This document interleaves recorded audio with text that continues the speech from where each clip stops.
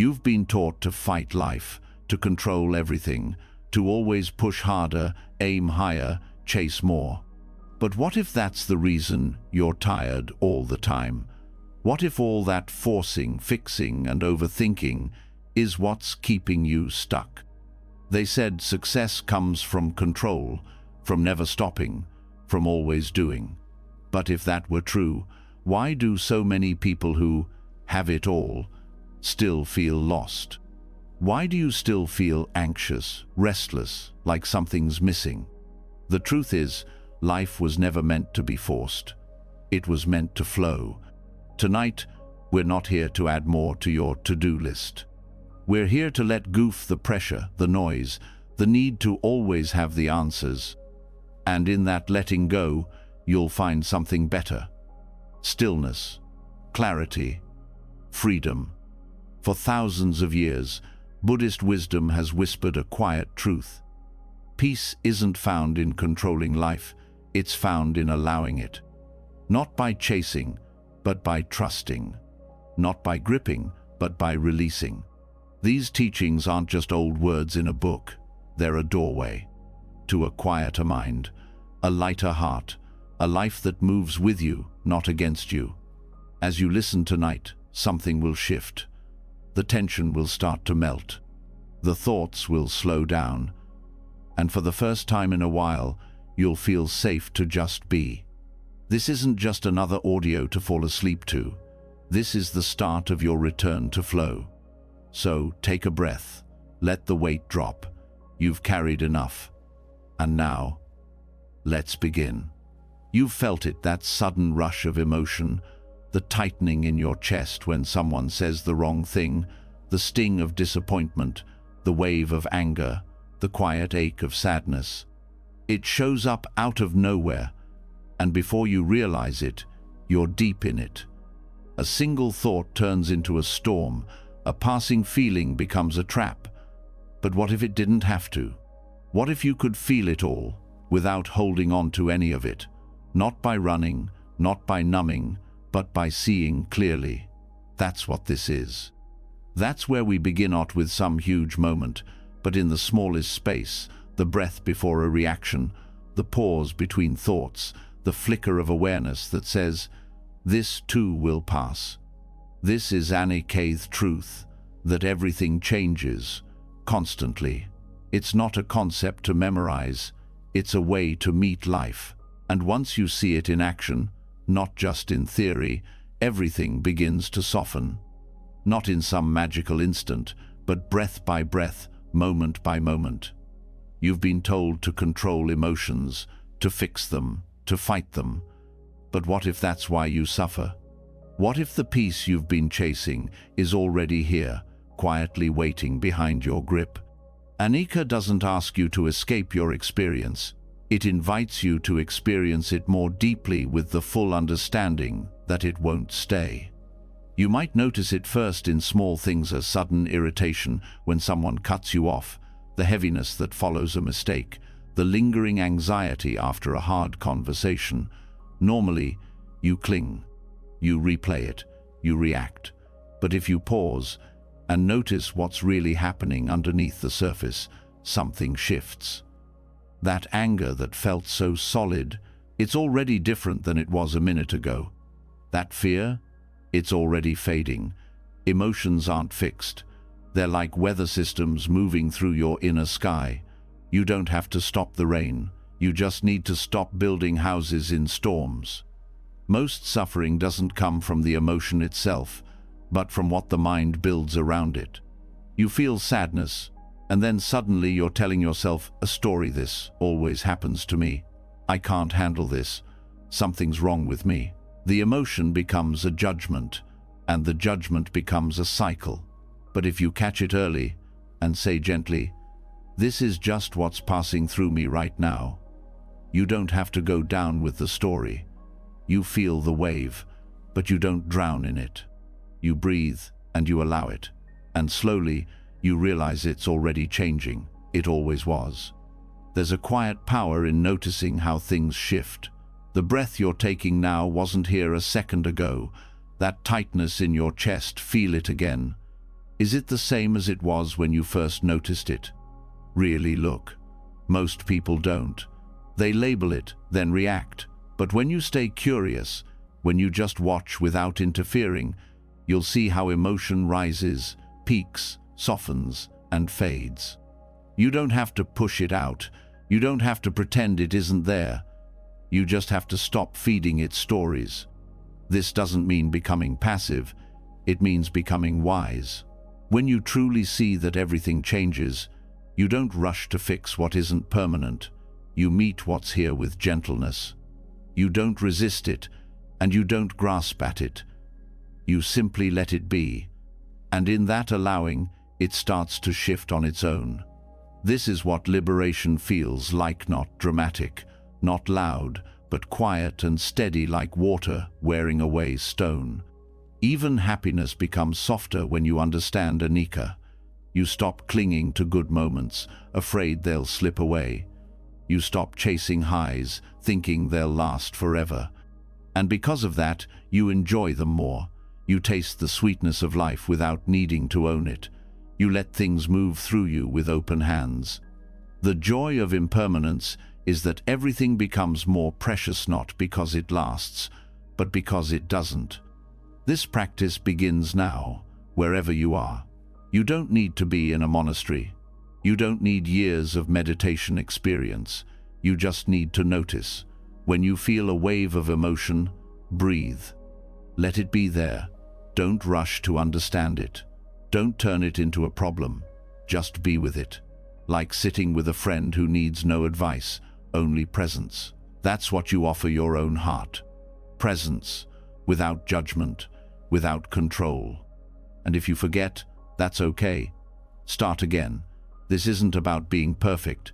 It's about being present. One moment at a time. There will be times when the emotion feels overwhelming, when you want to escape it or act on it.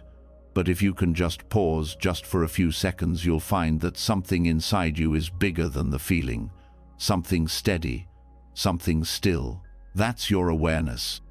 That's the part of you that doesn't come and go. That's the place you return to every time you remember to stop clinging. Over time, you'll begin to trust it. You'll see the patterns of your mind more clearly. You'll notice how a thought becomes a story, how a feeling becomes an identity, how quickly you go from "I feel sad" to "I am sad" to "I've always been this way." And you'll start to interrupt that loop, gently, kindly, without force. You'll say, "This is just what's happening right now," and you'll let it pass through, like wind through open windows. Anicca teaches you that nothing stays. And that's not depressing, it's freeing. It means you don't have to hold on so tight. You don't have to control every outcome. You don't have to fear change. Because change is what makes healing possible. Change is what allows joy to return. Change is what lets you breathe through the hard parts, knowing they will move. There is so much power in seeing clearly, in staying present with what is, instead of trying to manage what might be. The more you rest in that awareness, the more peace you feel. Not because life is easier, but because you're not at war with it. You stop fighting the moment. You stop needing it to be different. And when you stop resisting, you free up all that energy. Energy you can use to heal, to grow, to love, to be. Not as someone with no emotions, but as someone no longer ruled by them. You'll start to feel more at ease in your own body. You'll notice your shoulders relaxing, your breath deepening, your mind softening. You won't have to try so hard to be okay. You'll just be. That's what awareness gives you, a home you can return to, no matter what's happening outside. You don't need to fix every thought. You just need to see it. And in that seeing, it loses its power over you. This is the medicine of presence. The more you practice, the more it becomes natural. You'll catch yourself in moments you never noticed before. The tight jaw, the racing thoughts, the sudden spike of defensiveness. And instead of reacting, you'll breathe, you'll feel, you'll let go. Maybe not right away, maybe not every time, but more and more. until letting go becomes a habit, until peace becomes your resting place. And you'll see that none of this is about avoiding life. It's about engaging with it more fully. When you stop clinging to how things should be, you start appreciating them as they are, even the hard parts, even the uncomfortable ones, because you know they won't last. You know they're here to teach you something, and when they've taught you, they'll leave. That's how the mind works. That's how healing works. That's how life flows when you let it. So let it. Let the breath come and go. Let the emotion rise and fall. Let the moment pass without trying to hold it. You don't have to be the master of your emotions. You just have to be their witness. You don't have to fix everything. You just have to feel it and let it move. The storm doesn't need your fear to pass. It needs your stillness. You are not your thoughts. You are not your emotions. You are the awareness behind them, the space they pass through. And that space is where freedom lives. Keep returning to it. Keep trusting it. Let it hold you, moment by moment, breath by breath. This is how life flows. Naturally. And now, so do you. You're beginning to see it now. That peace doesn't come from avoiding, fixing, or forcing. It comes from allowing, from loosening your grip on what passes through. But there's one thing most people never think to let go of. The one thing they cling to harder than anything else. The one thing that creates most of the tension, the comparison, the confusion. That thing is the idea of you. Not your real self, but the version your mind built. The image you carry around. The one made of stories, labels, roles, opinions, memories. It sounds like, this is who I am. I'm just not that kind of person. People like me don't do things like that. And without realizing it, those sentences become a cage. Not a visible one, but a tight, invisible script that keeps playing in your head and shaping how you respond to life. This idea of self seems helpful.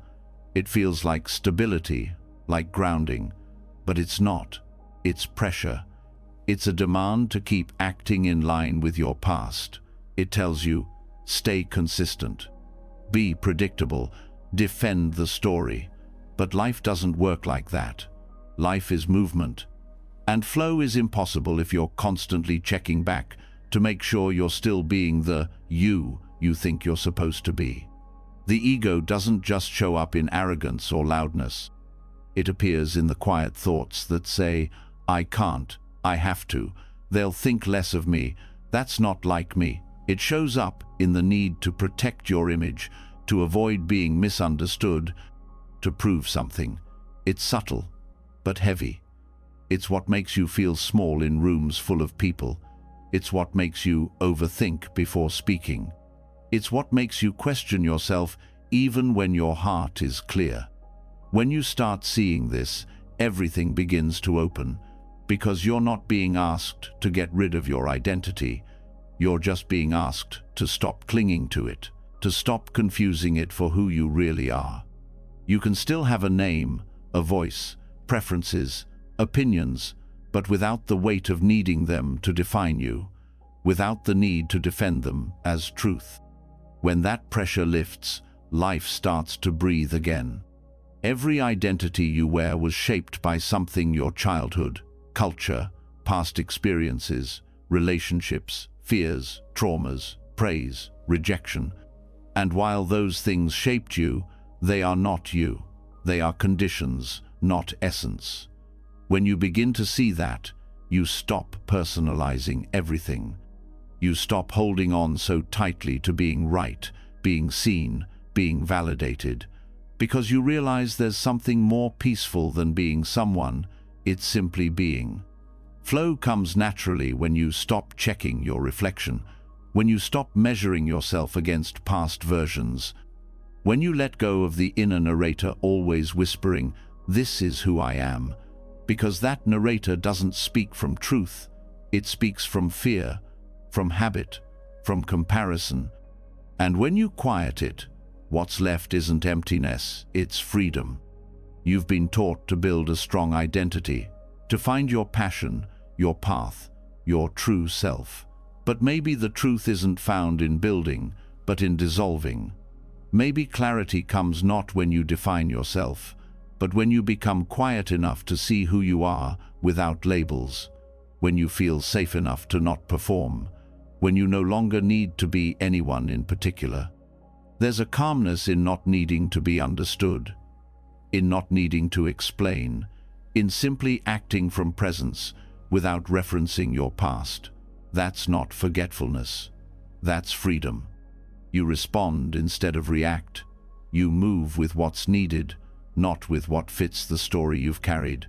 Think about how often you say, I am anxious, I am shy, I am smart, I am not good at that, I am this, I am not that. Each time, the mind shrinks your whole being into a fixed definition. And that definition becomes a boundary. You start to live inside that shape. You limit what you try, who you meet, how you show up. Not because the world is limiting you, but because your own mind is. That's the grip of identity. But the truth is, you are not a thing. You are not a noun.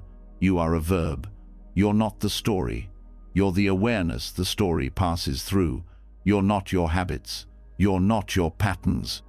You're not your preferences. Those things may arise, but they are not you. When you see that, even for a moment, it's like something unclenches inside. You stop needing to fix or prove or explain. You just are. Letting go of identity isn't erasing your personality. It's releasing the demand for consistency with a past that no longer fits. You're allowed to change. You're allowed to evolve. You're allowed to contradict yourself. Growth is contradiction. It's the undoing of who you thought you were. And if you hold too tightly to old versions of you, life will feel like a constant struggle. The idea that you have to figure yourself out can become a prison, as if your job is to find the perfect label and wear it forever. But what if you didn't need to be figured out? What if you could be a little messy, a little uncertain, a little different each day and still be whole? That's not confusion. That's presence. That's the truth showing up in real time, without pretense. You stop asking, who am I supposed to be right now? And instead ask, what's needed in this moment? The answer might surprise you. It might be silence. It might be boldness. It might be stillness. It might be laughter.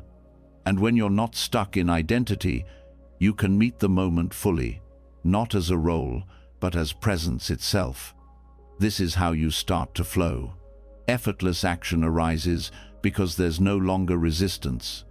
You don't have to protect a story. You don't have to be seen a certain way. You're not guarding an image. You're just here, responsive, awake, at ease. The more you trust that, the more energy is freed. You don't waste it trying to be liked or proving you're right. That energy becomes clarity. It becomes compassion. It becomes movement aligned with truth. Even your spiritual identity can become a trap. You start trying to act spiritual, speak a certain way, avoid certain emotions, maintain a peaceful mask. But all of that is more identity, more control. The truth is, awakening isn't about being more of anything. It's about being less of what you're not, less defended, less reactive, less attached to how you appear. In this space, love becomes lighter.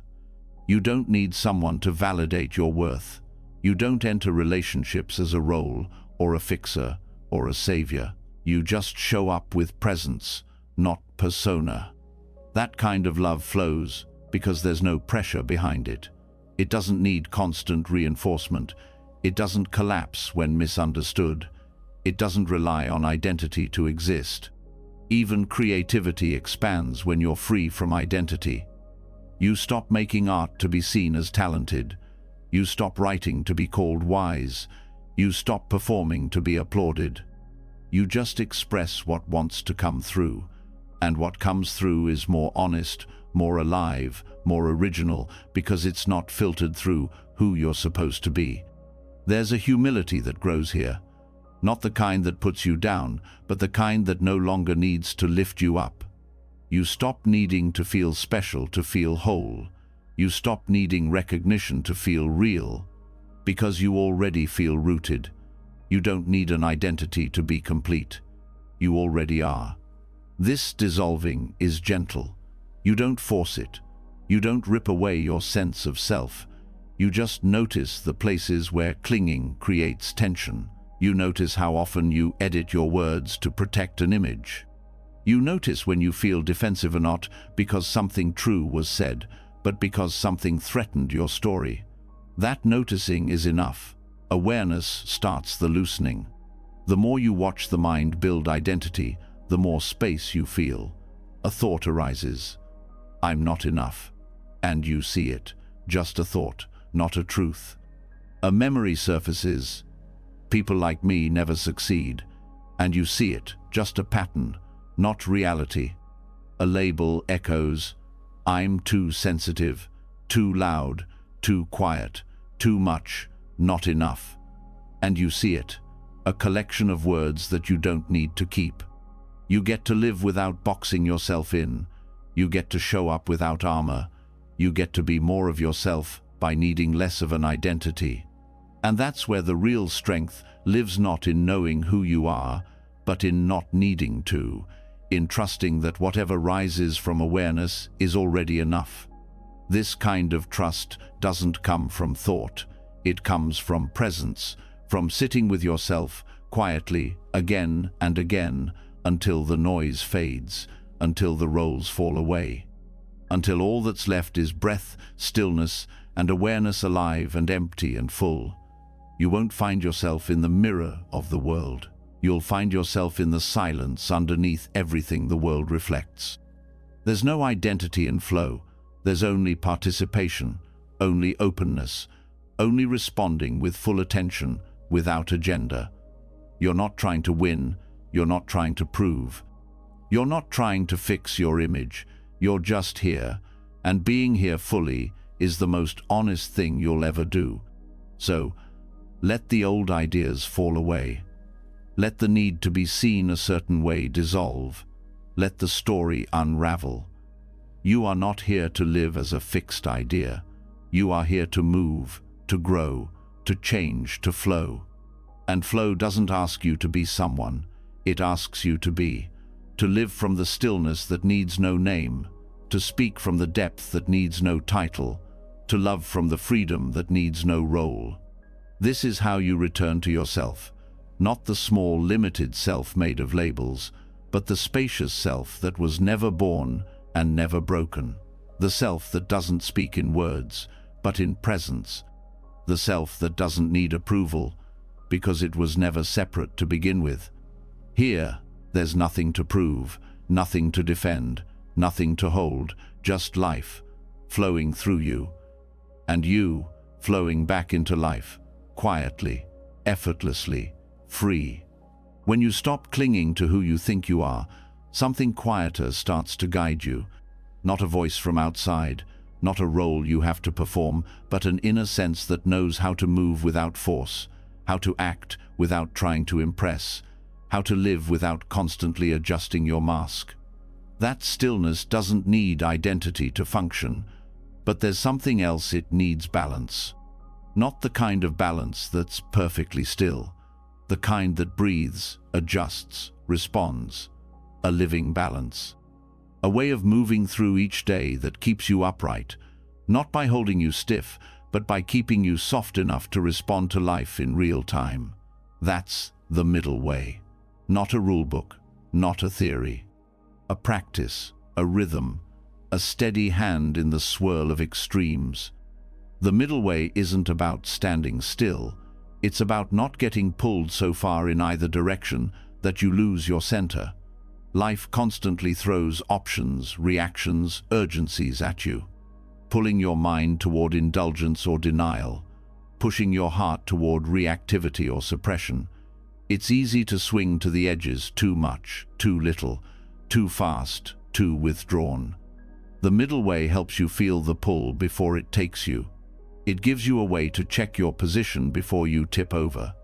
This path isn't about staying neutral, it's about staying awake, not being frozen between opposites, but fluidly navigating between them. You start seeing in each moment, am I overreaching or holding back? Am I forcing or avoiding? Am I acting from fear or from clarity? These questions don't always come with words.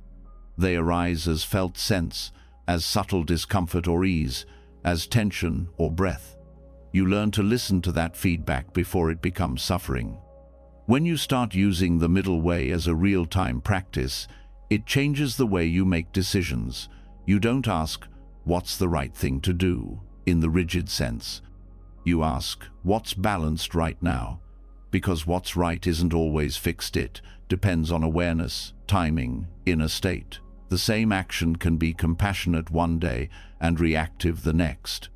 That's why this path isn't about copying wise behavior, it's about cultivating wise perception. Every situation becomes a chance to feel where you are. Someone says something hurtful. One part of you wants to strike back, another wants to shut down completely. But there's a third option, the one that pauses, breathes, and responds from steadiness. Not passive, not aggressive, just grounded. The more you notice this space, the more it opens up. The more you learn to live from it, the more peace you carry in conflict. This isn't a moral tightrope. It's not about perfection. It's about dynamic balance. Like walking, you're never perfectly still. You're constantly adjusting. You're leaning slightly left, then right, then center again. Each movement is correction. And yet, from the outside, it looks like flow.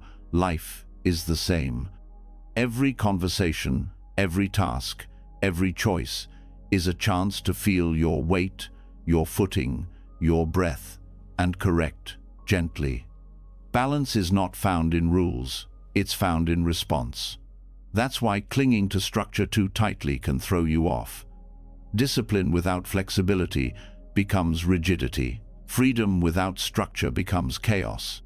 The middle way isn't between chaos and order, it's the dance with them. You feel when you're pushing too hard, when you're escaping, when you're overthinking, when you're drifting, and you bring yourself back. Not with punishment, with awareness. This awareness sharpens with practice. You begin to see how extremes show up in subtle forms. Not just loud reactions, but small habits, overcommitting to please others, avoiding rest out of guilt, numbing emotions instead of meeting them. Each one pulls you off center. The middle way doesn't shame you for that. It simply invites you to return. Returning is a moment-to-moment choice. It starts in the body. You notice tension in your jaw, that's a sign. You notice rushing thoughts, that's another. You pause. You feel your breath. You reconnect to what's here now. That's not a delay, it's wisdom in motion. Every time you return to that center, you're training your nervous system to trust presence over panic. This practice isn't distant or lofty, it's practical.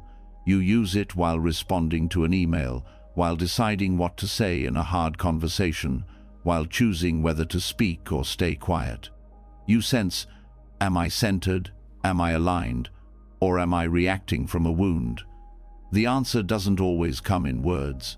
Sometimes it's a tight stomach. Sometimes it's a deep exhale. You learn to read your own signals.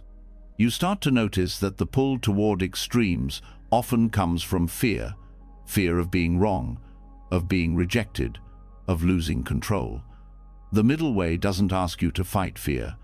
It asks you to stay rooted while fear moves, to feel the pull without letting it carry you. You don't need to win, you just need to stay. Stay present, stay curious, stay kind. Kindness is part of balance. It's what keeps discipline from becoming self-punishment. It's what makes you rest without guilt. It's what lets you say no without anger, and yes without self-erasure. Without kindness, balance becomes a performance. With kindness, balance becomes support. You start choosing actions not because they look good, but because they feel true. Feeling truth requires slowing down, not always physically, but mentally. You start questioning the speed at which you make decisions, form opinions, jump to conclusions. You begin to sense that real clarity isn't fast, it's steady. The middle way teaches you to give space before reacting, space for nuance, space for truth to surface, not because you're unsure, but because you're deepening. This deepening touches everything. You don't just eat mindfully, you sense what kind of nourishment you actually need. You don't just listen to others, you feel where your listening is coming from. Is it genuine presence or a need to fix? Is it curiosity or control? The middle way turns routine moments into sacred opportunities for clarity. Not because you're forcing meaning, but because you're paying attention. Attention becomes your guide. You stop needing strict rules because your awareness becomes sensitive enough to guide you. You feel imbalance early. You adjust early. And when you miss it, you don't spiral, you simply come back. That's the heart of this path, always returning, never punishing, just adjusting. Over time, this path helps you hold paradox. You stop needing black and white answers. You get more comfortable with not knowing. You stop needing to define everything in advance. Because you realize truth reveals itself in presence, not in over-planning, not in overthinking, in being. This makes you more flexible, not less grounded. Because your grounding comes from clarity, not rigidity. You begin to move differently, speak differently, not with hesitation, but with care, with attentiveness. You start making fewer decisions from impulse and more from alignment. You start living less from should and more from sincerity. And this sincerity is what keeps you in balance, because you're always centered, but because you know how to return to it. There is nothing passive about this. It takes courage to live in the middle, to not react when provoked, to not numb when overwhelmed, to not prove yourself when judged. That strength doesn't come from force, it comes from presence, from holding your ground gently, from acting without needing to control the outcome. Even in rest, the middle way helps you stay awake. You stop swinging between burnout and collapse. You stop using productivity to outrun worthlessness. You rest before the crash. You nourish without guilt. You pause without apology. That's not laziness, that's intelligence. You begin to trust that presence is more powerful than performance. And when life gets intense, you don't need to disappear into distraction or numbness. You stay in contact with what's real. You breathe. You feel. You respond as best you can. And when you fall into old habits because you will, you don't shame yourself. You return. You recalibrate. You keep learning. That's balance. This isn't about becoming someone new. It's about remembering how to move without losing yourself, how to speak without posturing, how to listen without disappearing, how to feel fully without becoming the feeling. That's what balance means. Here, not 50-50, not perfection, but presence. Not staying in the middle out of fear, but out of wisdom. As this becomes your way of being, it gets quieter. You don't talk about balance, you live it. People feel it in your calm, in your steady decisions, in your timing. You respond when others rush. You stay soft when others harden. Not because you're better, but because you're present. And presence knows the difference between reactivity and response. This presence creates spaciousness in your mind, in your body, in your relationships. You start noticing how much tension you used to carry, how much energy you used to waste swinging between extremes. Now that energy returns to you. It becomes clarity, compassion, resilience. You stop burning out. You stop bouncing between control and collapse. You live steadier, breathe deeper. Even under pressure, you move with awareness. You can act quickly, but not impulsively. You can be strong, but not harsh. You can say no, but not from fear. You can say yes, but not from guilt. That's not balance you achieve. One seat's balance you maintain, one breath at a time. There's nothing to prove, nothing to chase. The middle way isn't a destination, it's a home, a place you return to when the world pulls you apart, a rhythm you move with when everything else gets loud. You don't cling to silence, you don't cling to noise. You walk through both, with awareness. That's enough. And when you live this way, others feel it. Not because you preach it, but because your presence makes space for theirs. You don't try to fix them. You don't try to save them.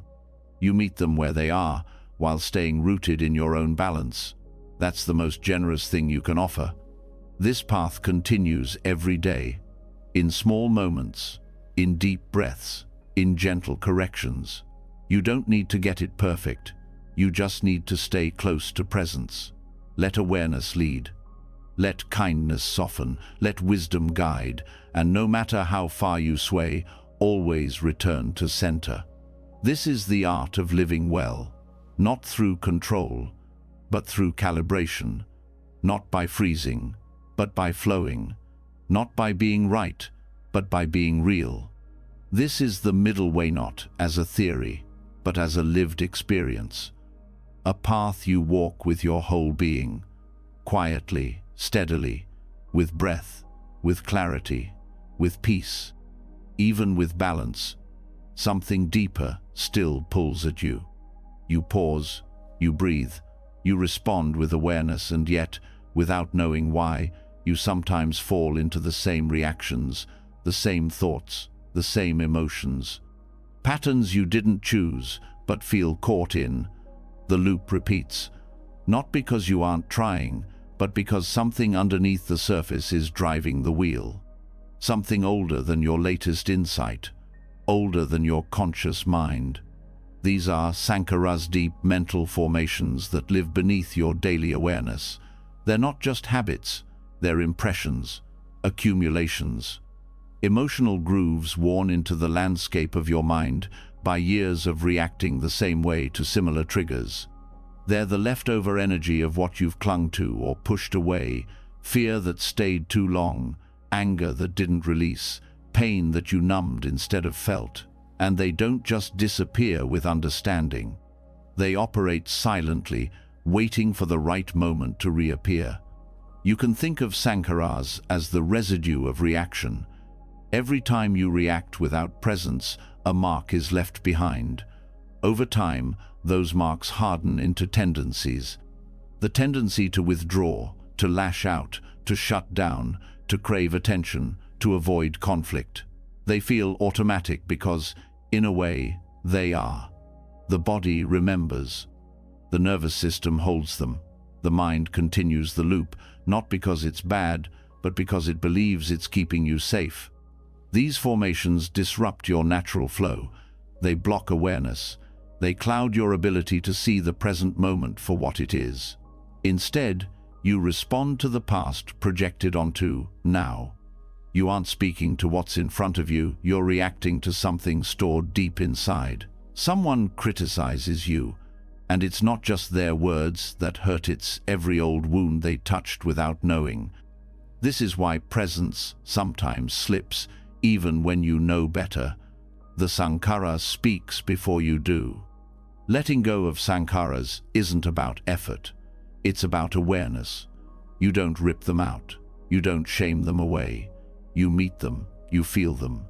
And most of all, you allow them to rise without reacting to them again. That's the detox. Not avoidance, not suppression, but full conscious presence with what's surfacing. When these formations come up, they don't always feel logical. You might feel fear with no danger, shame with no crime, sadness without reason. The mind rushes to explain, but explanation isn't release. What these formations need is space, non-resistance. You give them room to move without giving them more energy. That's how they weaken. That's how they dissolve. Awareness is the fire that burns these residues, not violently, but gently. When you remain still as the discomfort rises, you break the cycle of reaction. You stop feeding the old loop. You don't reach for distraction.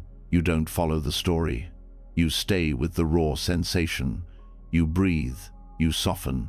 You let it express without acting on it. And over time, the pattern fades.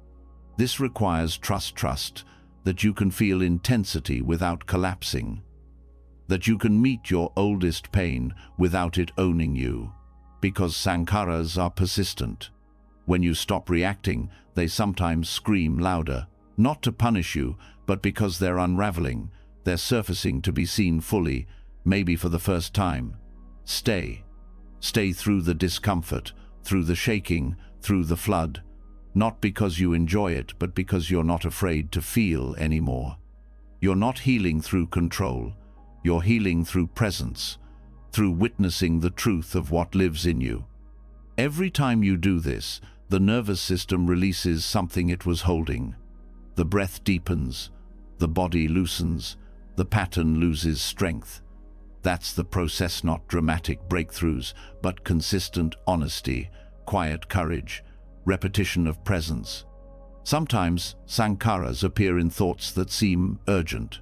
The mind will say, "You have to fix this now. You have to do something."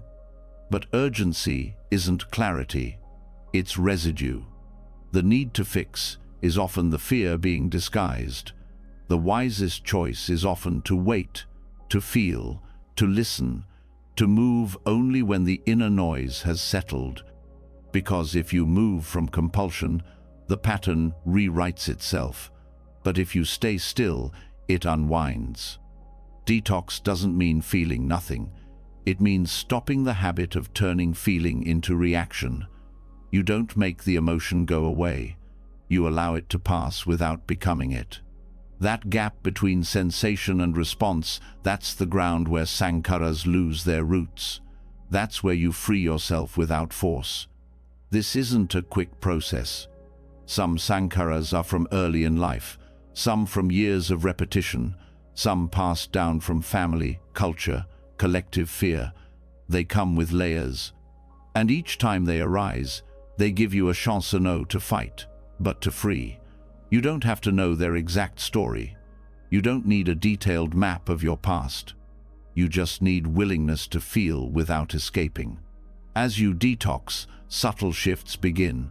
Reactions become slower. Words carry less defensiveness. You start noticing when you're about to act out of habit and pause. The pause is powerful. It's where new patterns are born, where new space opens. You realize you don't have to follow every thought. You don't have to obey every urge. You can be aware without being controlled. That's when flow returns, not as a reward, but as a result of not blocking yourself anymore. The effort you use to spend reacting, suppressing, overthinking it, becomes energy for movement, clarity, creativity. You don't need to constantly heal, you start to live from healing, not because the pain is gone, but because it no longer leads. And yet, there's no arrival point. Sankharas rise in layers. Some patterns stay quiet until you're ready to meet them. Life brings triggers not as punishments, but as invitations. Each challenge, each discomfort, each stuck moment is a chance to uncover another hidden reaction. You stop fearing these moments. You meet them with curiosity. Instead of asking, "Why is this happening again?" you begin asking, "What is this showing me?" That simple change softens the whole experience. You become a student of your own inner world, not a fixer, not a judge, just a witness, a participant in your own liberation. As old tendencies loosen, your presence gets lighter. Interactions become less loaded. You don't brace yourself before speaking. You don't rehearse how to be. You don't carry tension into every conversation. That's not because life got easier, but because you're not projecting as much onto it. You start recognizing when your words are coming from clarity or from residue. The tone shifts, the timing changes. You stop interrupting yourself with the need to perform. And in that silence, your truest responses emerge rehearsed, not filtered, just real. This realness makes connection easier. You no longer meet people through layers of defense. You listen with your whole body. You speak without overcompensating. Even your eyes soften.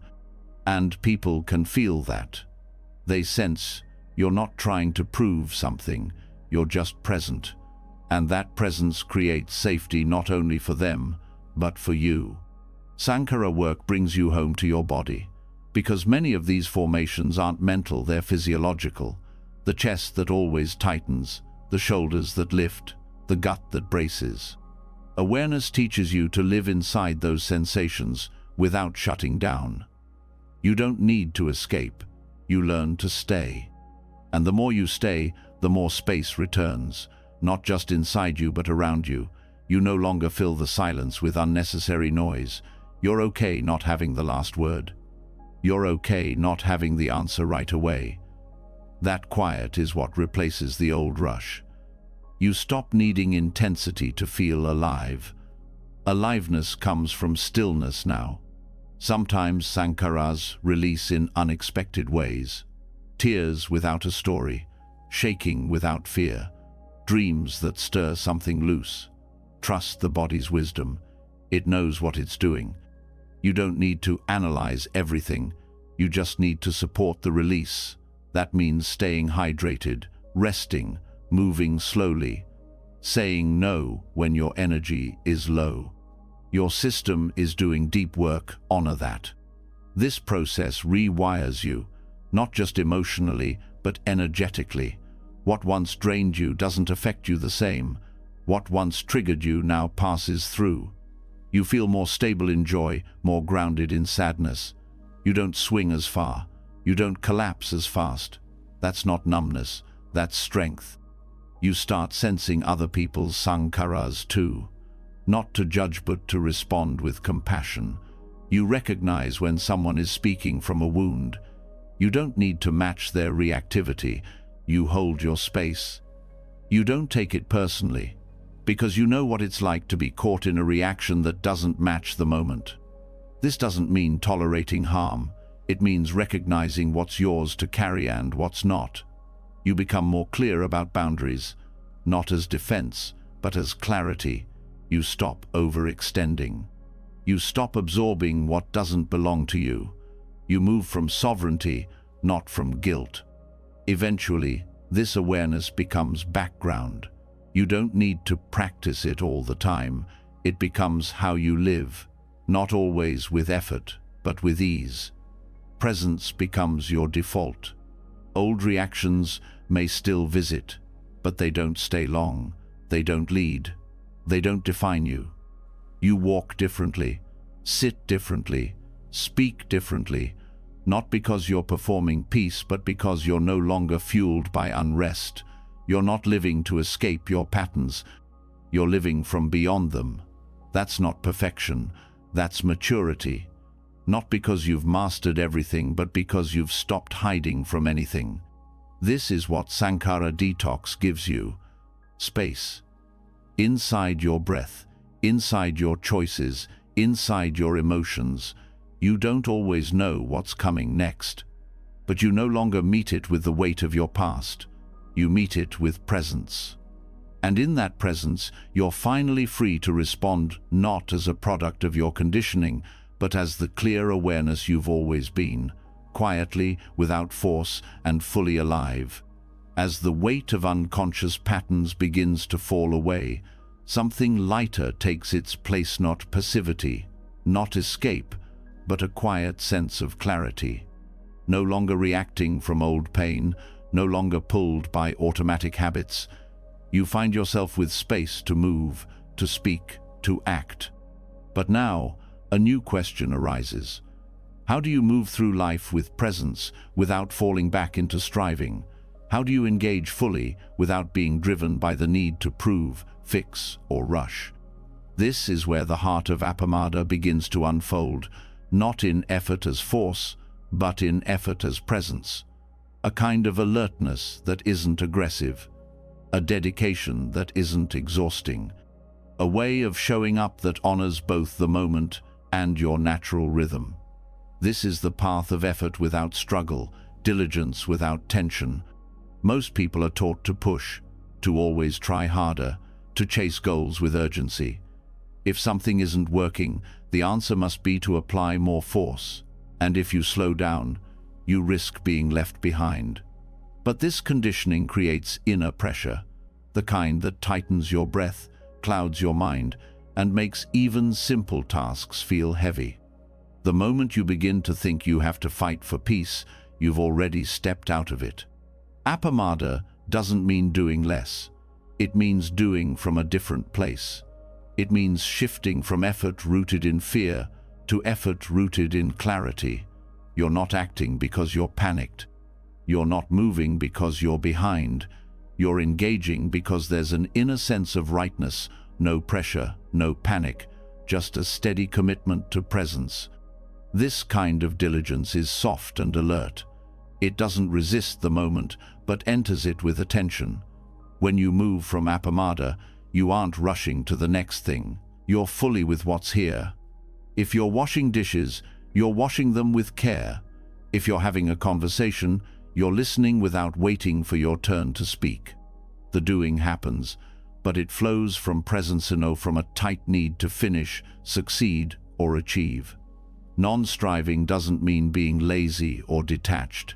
It means your actions are free from grasping. You do what needs to be done, but without the added layer of mental pressure.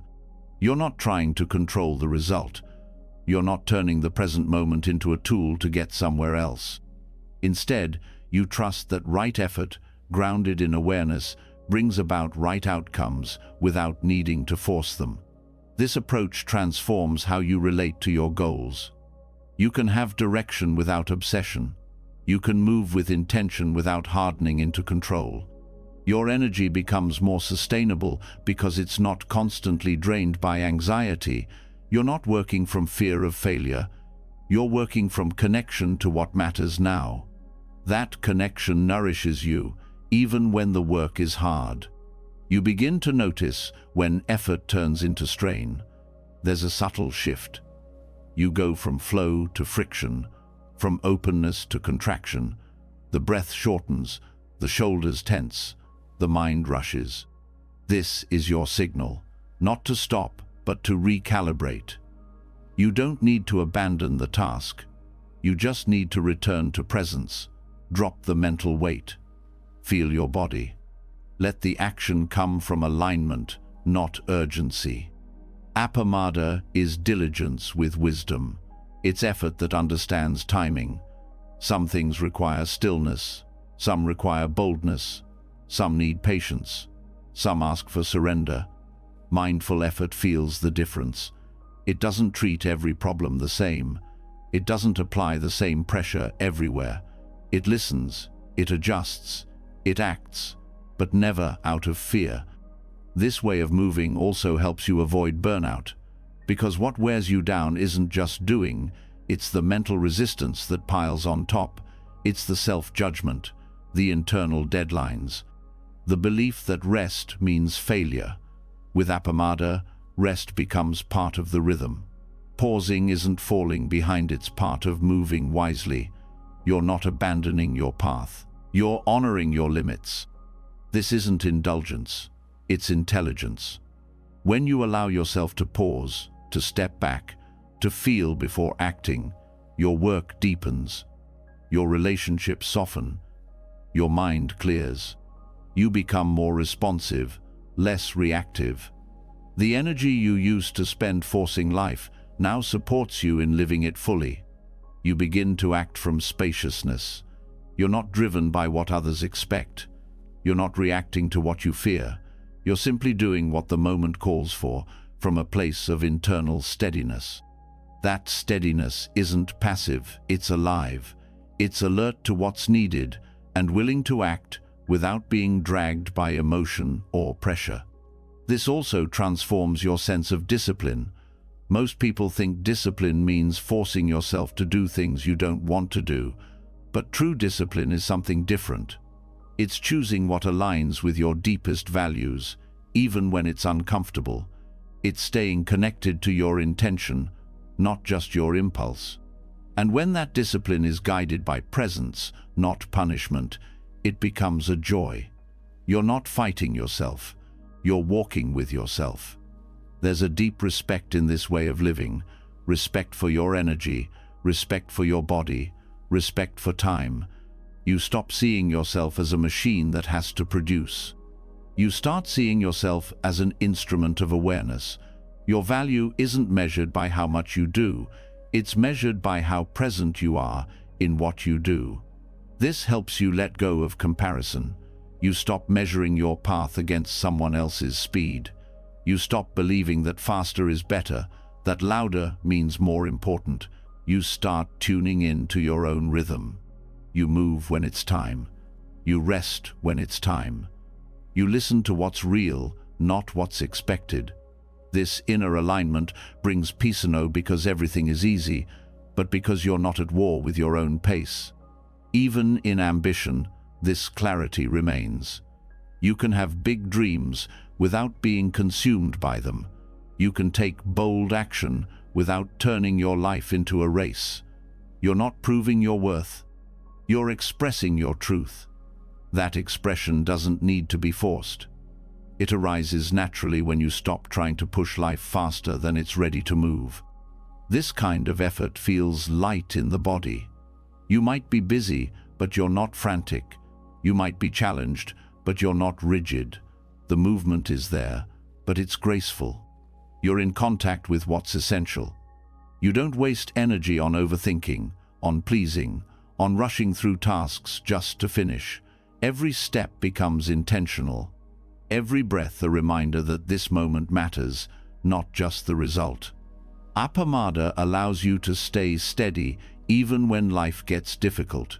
You're not crushed by setbacks because your effort isn't tied to outcomes. You're committed to presence, not perfection. When things go wrong, you adjust, you learn. You keep showing up not because you're forcing yourself, but because something deeper is moving you. That deeper movement is what matters most. It's not flashy, it doesn't scream, but it's consistent. It carries you when motivation fades. It grounds you when things fall apart. You're not running on adrenaline. You're rooted in awareness. You don't need to hype yourself up to take action. You simply act when it's time, and rest when the moment is complete. This also changes how you relate to success. You stop chasing moments of validation. You stop needing constant proof that you're doing well. Your success becomes how well you stayed present, how honestly you showed up, how clearly you acted from intention. That kind of success can't be measured in numbers, but you feel it in your body, in your breath, in your peace. And when failure comes, as it always does, you meet it differently. You don't collapse, you don't panic, you reflect, you respond, because you're not ashamed of effort. You're not ashamed of trying. You're not driven by fear of falling. You're guided by a deeper rhythm, and that rhythm allows room for everything: success, failure, silence, motion. Nothing is wasted. This is what it means to walk through life awake, to give your energy fully without holding back, but also without clinging, to love what you do without becoming trapped by it, to stay alert to what matters and relaxed about what doesn't. That's the art of mindful non-striving. It's not about doing nothing, it's about doing without tension. As this way of living deepens, you stop postponing peace. You don't say, "I'll relax when I'm done." You relax while doing. You don't wait for everything to be perfect before you feel okay. You feel okay now, and let that calm move through your actions. Your effort becomes love in motion. Your presence becomes your power. And others feel that too. You become someone people can trust. Not because you're flawless, but because your energy is stable. You don't bring panic into the room. You bring groundedness. You're not trying to control others. You're responsible for your own state. That kind of presence is rare and powerful. This doesn't mean you're always calm, but even when you're upset, you're conscious of how you act. Even when things feel hard, you know where to return. You don't abandon yourself. You stay. You move through it, not around it.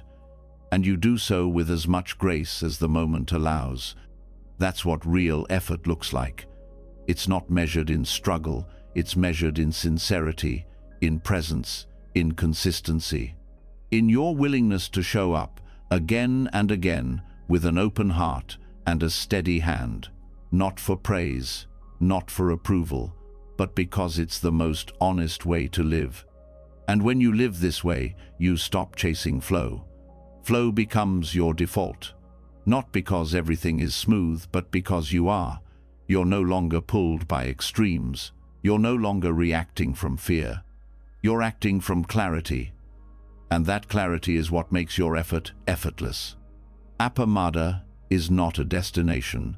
It's a moment-to-moment practice, a way of remembering what matters most, a commitment to live awake, to love without force, to act without clinging. You don't need to rush, you don't need to fix, you just need to stay with what's real. And from that place, life moves, quietly, clearly, without struggle, without strain, only presence, only flow, only effortless effort. The more you live from presence, the less you need to hold. When effort becomes aligned instead of forced, life stops feeling like something you have to push through. There's less grasping, less defending, less performing. What begins to surface in this stillness is something even subtler, a kind of lightness that doesn't come from getting what you want, but from seeing that you don't have to hold so much in the first place. Not your roles, not your thoughts, not even the idea that things should have fixed meaning. This is where the depth of sunyata reveals itself, not as a concept to believe, but as a space to live from. Emptiness, in this sense, doesn't mean void or lack. It means freedom from fixed form. It means the openness beneath appearances. It means not being confined by what something seems to be. When you see clearly, you begin to notice that everything you hold onto, every belief, identity, emotion, relationship, is shifting, always changing. And yet, you keep trying to freeze it, define it, name it, turn it into something permanent.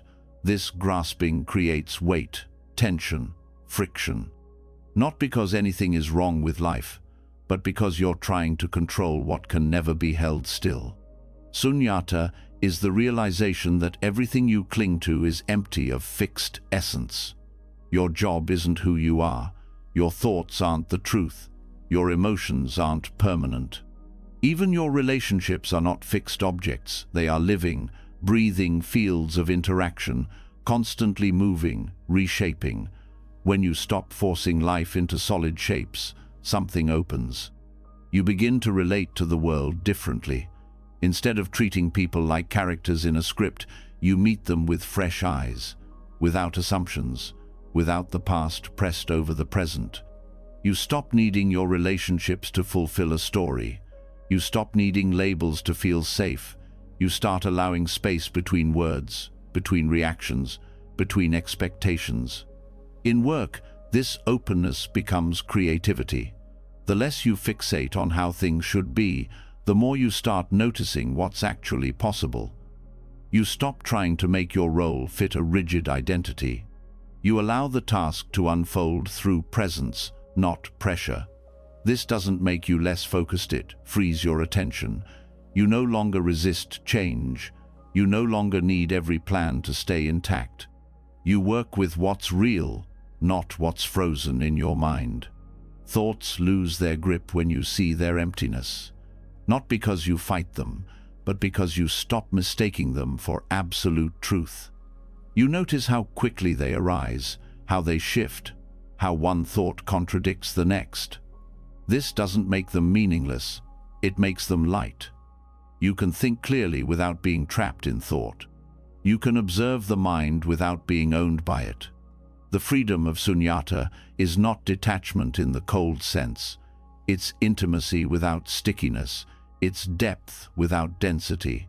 It's being fully engaged while knowing that nothing needs to be possessed, that you don't need to carry everything you touch, that even the most beautiful experiences don't need to be held onto. This opens the heart in unexpected ways. Love becomes less about keeping and more about being with. You don't demand someone stay the same. You don't panic when dynamics shift. You begin to see that connection doesn't depend on control, that love can flow more freely when it isn't tied to ownership or permanence. You trust the natural rhythm of closeness and space. Letting life be empty doesn't mean letting it be meaningless. It means seeing that meaning is something that arises fresh from each moment, not something imposed from the past. The more space you give to your experience, the more clearly you feel what really matters. You begin to see the difference between what's real and what's just residue. This way of being softens conflict. You stop needing to win arguments because you no longer take every idea as an extension of your identity. You don't have to defend every belief. You can listen with openness, speak with honesty, and allow the space for disagreement without tension. That doesn't make you passive, it makes you grounded. In daily life, this shows up in small ways. You feel less disturbed when plans change. You're not thrown off by delay or disruption. You move with the shifting weather of events because you're no longer clinging to a solid picture of how things must go. That adaptability isn't indifference, it's wisdom. It's knowing that flow is only possible when your grip softens. Emptiness reveals itself most clearly in silence. Not just outer silence, but inner silence. The space between thoughts, the pause between emotions, the stillness beneath your activity. This silence isn't absence, it's potential. The potential for clarity, for fresh insight, for a deeper kind of presence that doesn't come from thinking more, but from thinking less. You begin to see how much of your suffering came from mistaking what's temporary for something permanent. You held on to roles, outcomes, ideas. You resisted change. You tried to find solid ground in a world made of movement. Sunyata isn't about making peace with change, it's about seeing that change is the only thing that was ever real. When you relax into that, fear softens. In relationships, this brings ease. You don't need constant reassurance. You don't need to monitor every shift. You allow others their space to change, to grow, to move. You stop seeing people as fixed and start relating to their presence instead of your idea of them. That presence is what makes connection real, not roles, not expectations, but moment-to-moment openness. The more you live from this space, the more friction falls away. You don't resist what arises. You don't cling to what passes. You don't demand certainty from things that were never designed to be certain. And in that openness, something subtle emerges, a joy that doesn't depend on getting what you want, a peace that doesn't depend on everything going your way. This peace isn't passive, it's alive. It breathes with you.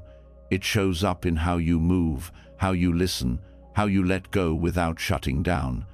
You start seeing that emptiness is what allows everything to happen. It's not a void, it's the canvas, the space in which all experience appears and disappears moment by moment. Even your sense of self becomes lighter. You stop defining yourself by history, labels, performance. You stop carrying the need to be consistent with who you were. You allow yourself to evolve without apology. You become a space through which life moves, not a fixed character trying to hold a shape. That's not losing your identity, it's letting it breathe. This space is not something you create. It's what remains when you stop filling every moment with thought, every silence with noise, every action with judgment. When you stop clinging, space appears. And in that space, truth can speak. You begin to know yourself not through analysis, but through direct experience. Not as an idea, but as a presence that doesn't need explanation. In this emptiness, compassion grows, because the more you see that everything is moving, the more you stop judging people for being in process. You know that reactions aren't permanent, that pain isn't identity, that mistakes are part of movement. You become more patient, not by trying harder, but by seeing deeper. You also become less reactive. There's room inside you now, room between stimulus and response, room to breathe before speaking, room to feel before deciding. That space doesn't mean detachment. It means you're no longer trapped in automatic patterns. You respond with clarity, not compulsion. Sunyata turns urgency into presence. You stop rushing to resolve every emotion. You stop needing to fix discomfort immediately. You allow what arises to rise fully. You give it space. And in that space, it often resolves its not because you solved it, but because you let it unfold. This affects how you create, how you build, how you lead. You don't impose structure too soon. You give ideas time to ripen. You trust the unfolding process. You don't fear the unknown, you meet it with curiosity. You allow room for not knowing, which is where true creativity begins. Even your spiritual path becomes lighter. You stop chasing enlightenment as a destination. You stop needing to feel a certain way to believe you're growing. You realize the path is not about adding more eights, about removing what blocks, what's already here, what's already awake, what's already whole.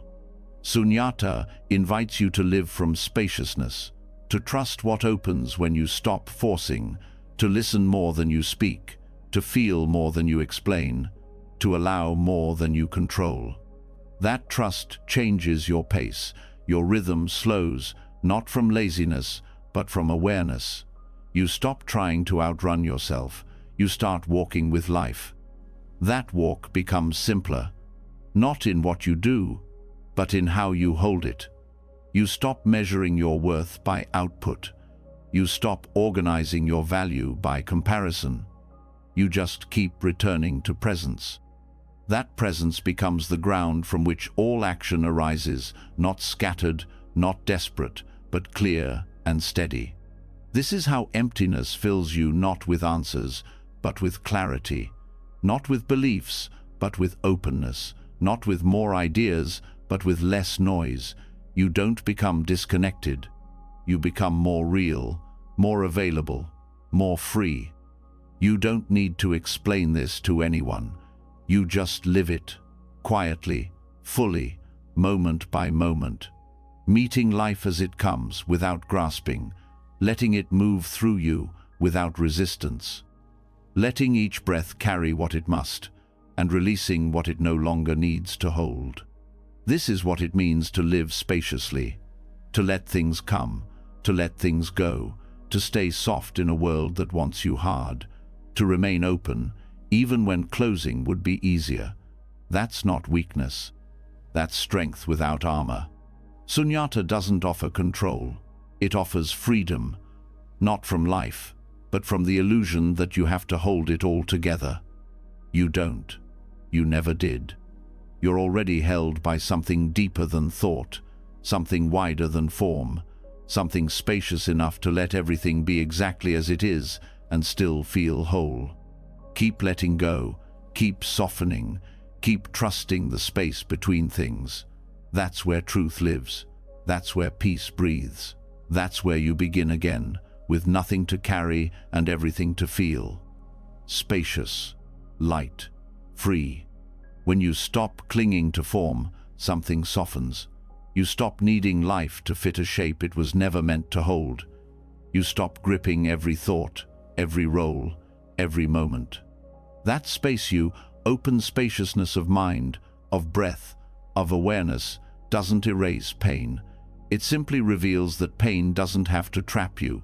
Even within openness, discomfort still comes. Loss still comes. Grief still moves through the body. But now, you meet it differently. You stop sinking into it. You learn how to stay on top of it.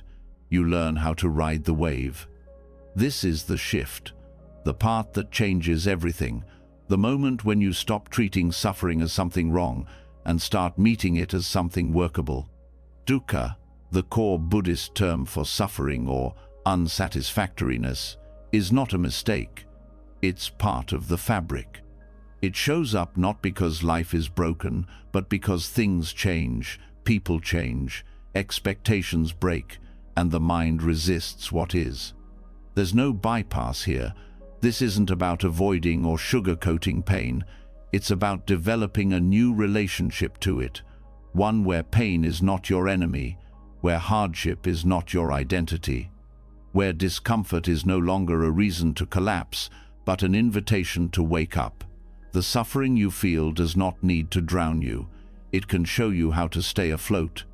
It begins with presence, not presence as a technique, but as an orientation, being willing to feel without judgment, to allow what hurts without needing to label it as failure. The body contracts around discomfort. The mind reacts to avoid it. But what happens when you stop pulling away? When you stop fighting the current and start learning its movement? Pain is energy. It rises, it peaks, it moves. It speaks in sensations, in pressure, in heat, in tension. It wants to be felt, not analyzed. When you meet it fully, not with your head, but with your attention, it begins to move differently. The resistance starts to melt. And in that melting, you find space where there was once only tightness. This space is not comfort. It's capacity. The ability to stay, to not run, to not numb. Not because you're trying to prove strength, but because you know your avoidance creates more suffering than the pain ever could. What you suppress doesn't disappear, it stores. And what you turn toward eventually softens. You don't need to fix every emotion. You don't need to resolve every thought.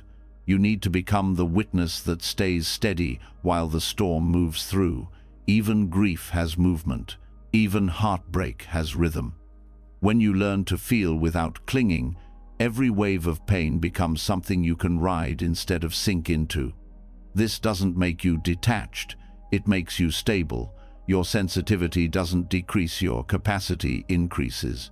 You begin to understand that pain can open you instead of break you. That hardship can deepen your presence instead of stealing it. Suffering can be fuel for insight, for compassion, for wisdom, but only if you stop treating it like poison. To float on dukkha is not to celebrate it, but to stop fearing it, to stop turning every discomfort into a catastrophe. To notice that most of what makes suffering unbearable is the way you tense around it, the stories you add to it, the resistance you pile on top of it. Pain alone is manageable. It's the mental reaction that turns it into torment. You start by naming what's true. There is pain, there is loss, there is confusion, but then you pause before the narrative begins.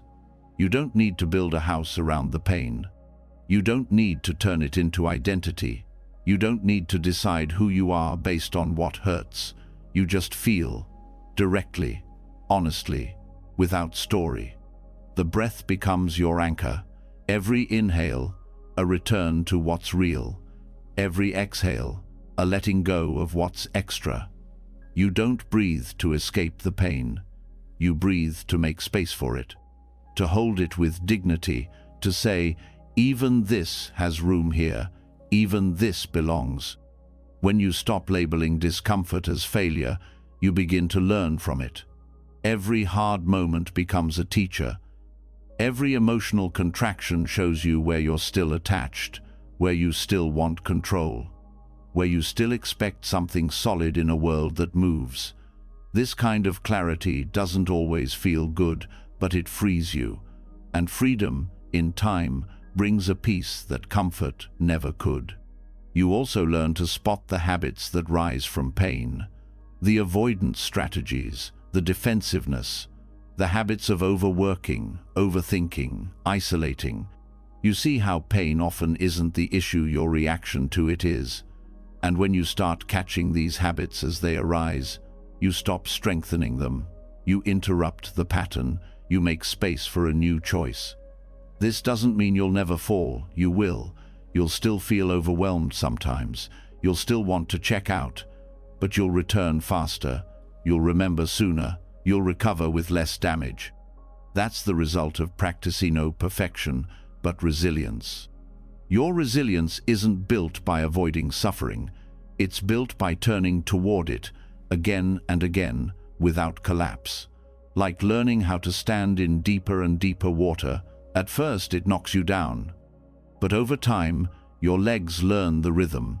Your body finds its balance. You stop fearing the wave. Even joy changes in this space. It becomes quieter, more grounded. Not a high you need to chase, but a lightness that arises when you're no longer crushed by every difficulty. You feel the joy of simply being able to stay present, to not run, to not be pulled under by life's inevitable storms. Pain becomes less personal. You stop thinking, "Why me?" And you start seeing, this is part of being alive. Everyone suffers. Everyone loses. Everyone feels grief, fear, doubt. This realization doesn't make you cold, it makes you connected. You stop isolating in your pain. You feel less alone, because you know you're walking a human path. From that place, compassion grows, not as an idea, but as a lived experience. You see others in pain, and you don't flinch. You don't need to fix them. You simply know what it feels like, and you stay with them. That staying becomes the most powerful thing you can offer. Your presence becomes medicine. You also become more honest with yourself, with others. You stop pretending to be okay when you're not. You stop hiding your struggles out of shame. Vulnerability stops feeling like weakness. It feels like alignment. You'd rather be real than perfect. You'd rather be true than polished. This honesty creates intimacy. It softens your walls. It invites others to show up fully, without fear of judgment. When you're no longer terrified of your own pain, you stop fearing theirs.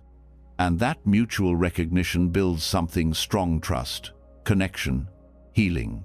It all begins with being willing to face what hurts. As you keep meeting dukkha with clarity, your baseline changes. You stop expecting life to be painless. You stop waiting for all discomfort to go away before you start living. You begin to live in the middle of it, fully. Not because it's easy, but because it's real, because presence doesn't require comfort. It only requires willingness. You stop delaying peace. You stop saying, "I'll feel free when this ends." You start saying, "I'll feel free by staying open now, not later, not after everything is fixed, but here, with this breath, with this ache, with this moment, exactly as it is." And from that place, something surprising happens. Gratitude arises, not for the pain itself, but for your ability to hold it. Gratitude for the strength you didn't know you had. Gratitude for the depth of presence suffering invited you into. You begin to see that everything you ran from had something to teach you. That learning changes how you move forward. You stop needing guarantees. You stop needing life to go a certain way. You walk with presence, not with fear. You walk with courage, not because you feel brave, but because you know you don't need to be fearless to keep going. You know you just need to stay open. This openness is where freedom lives. Not beyond pain, but within it. Not as escape, but as awareness. When you no longer turn pain into a problem, you stop drowning in it. You float. You feel the movement. You rise and fall, but you don't sink. You ride the wave, steady and awake. This is not an escape from suffering. This is a new relationship with it. One that honors it, one that allows it, one that transforms it. Because in that transformation, you meet something deeper than relief. You meet resilience. You meet presence. you meet the truth that you are more than what hurts. You are the awareness holding it all. So, when pain comes, you don't run. You breathe, you feel, you stay, you let it move. And in its passing, you find not only relief but wisdom, depth, strength, and the quiet knowing that nothing you face will ever be more powerful than your ability to remain present. You float, you ride, and you rise. As your relationship to pain begins to soften, you no longer feel the need to react to it in predictable ways. You learn to hold discomfort without collapsing. You let the wave pass through you without gripping it or letting it define your next move. This shift in your inner world naturally begins to ripple outward, especially in the way you speak. Words are not separate from your thoughts or emotions. They are how your inner world touches others. And now that your inner world is less reactive, less tight, it's time to explore how to speak without clinging, how to use your voice without building karma with every sentence. Most people don't realize how much weight they carry in their words. A comment isn't just a comment, it's a release of emotion, an attempt to prove something, a defense of an identity, a plea for approval, or an effort to dominate. So much speech isn't really about communication, it's about control, it's about clinging. Words become a way to hold on to certainty, to push away discomfort, to shape how others see you, to get a sense of self that feels solid, even if it's temporary. But when your speech is driven by attachment, it always creates some kind of entanglement. It either hooks others into your own unresolved emotions, or it hooks you into theirs. Either way, it pulls you out of presence and into story. And story is where conflict grows, because stories defend themselves. They have a point to make. They need to be believed. And when you speak from story instead of clarity, it becomes almost impossible to listen, to learn, or to connect. Non-clinging speech is not about saying less. It's about saying what is needed without holding on. It means releasing the need to be right, letting go of the need to be praised. Speaking with honesty, but not with grasping. Communicating clearly, but not controlling how others receive it. You still speak, you still express, but you don't carry tension in your words. You let them go the moment they leave your lips. This doesn't mean being passive or silent. It means learning to listen to your intention before you speak. Why are you about to say this? Is it to defend yourself? To gain sympathy? To push someone to act a certain way? Or is it to bring clarity, offer truth, share presence? The motivation behind your words matters.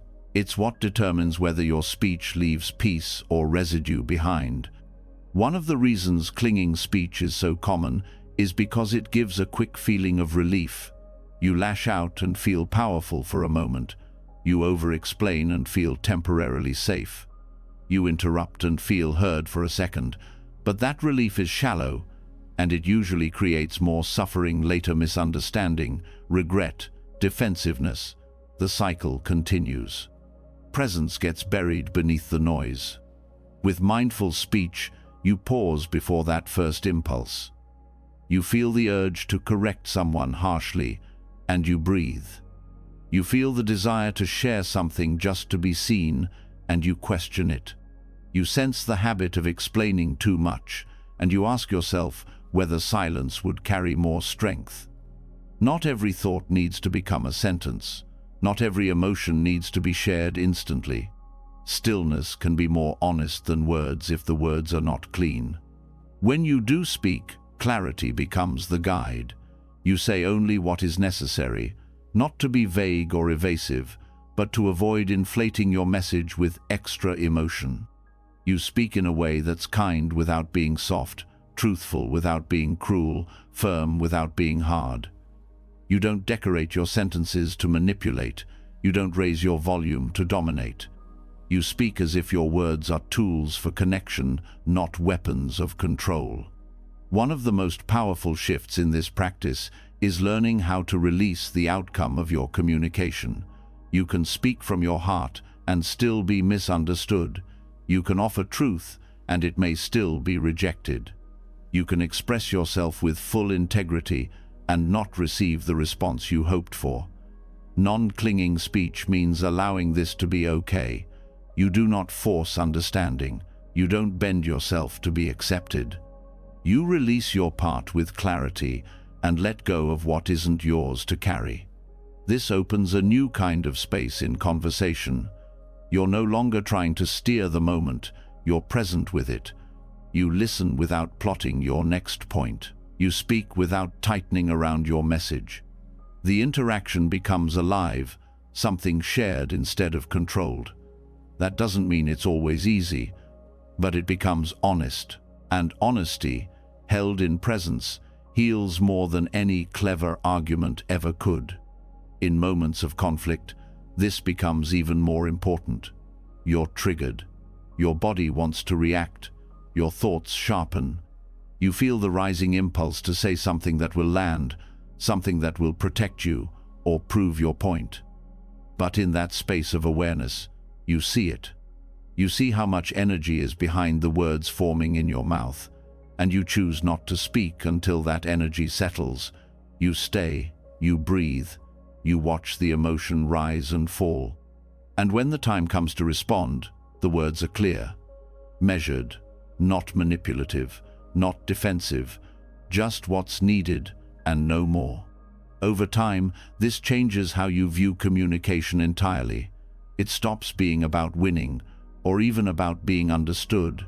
It becomes about staying connected to truth, even when it's hard. About offering presence instead of performance. About responding instead of reacting. This doesn't always make conversations smoother, but it makes them cleaner. You don't carry regret afterward. You don't replay what you should or shouldn't have said. You were there, fully, and you spoke from that presence. This kind of speech also dissolves hidden tensions in your relationships. People may not know why they feel safer around you, but they do, because your words don't carry hidden hooks. You're not subtly manipulating, guilt-tripping, or demanding. Your voice becomes something others can trust, not because it's perfect, but because it's sincere. Even your inner speech begins to shift. You stop narrating every emotion. You stop creating drama out of discomfort. You notice the stories forming in your mind and you don't believe all of them. You start speaking to yourself with the same clarity you offer others.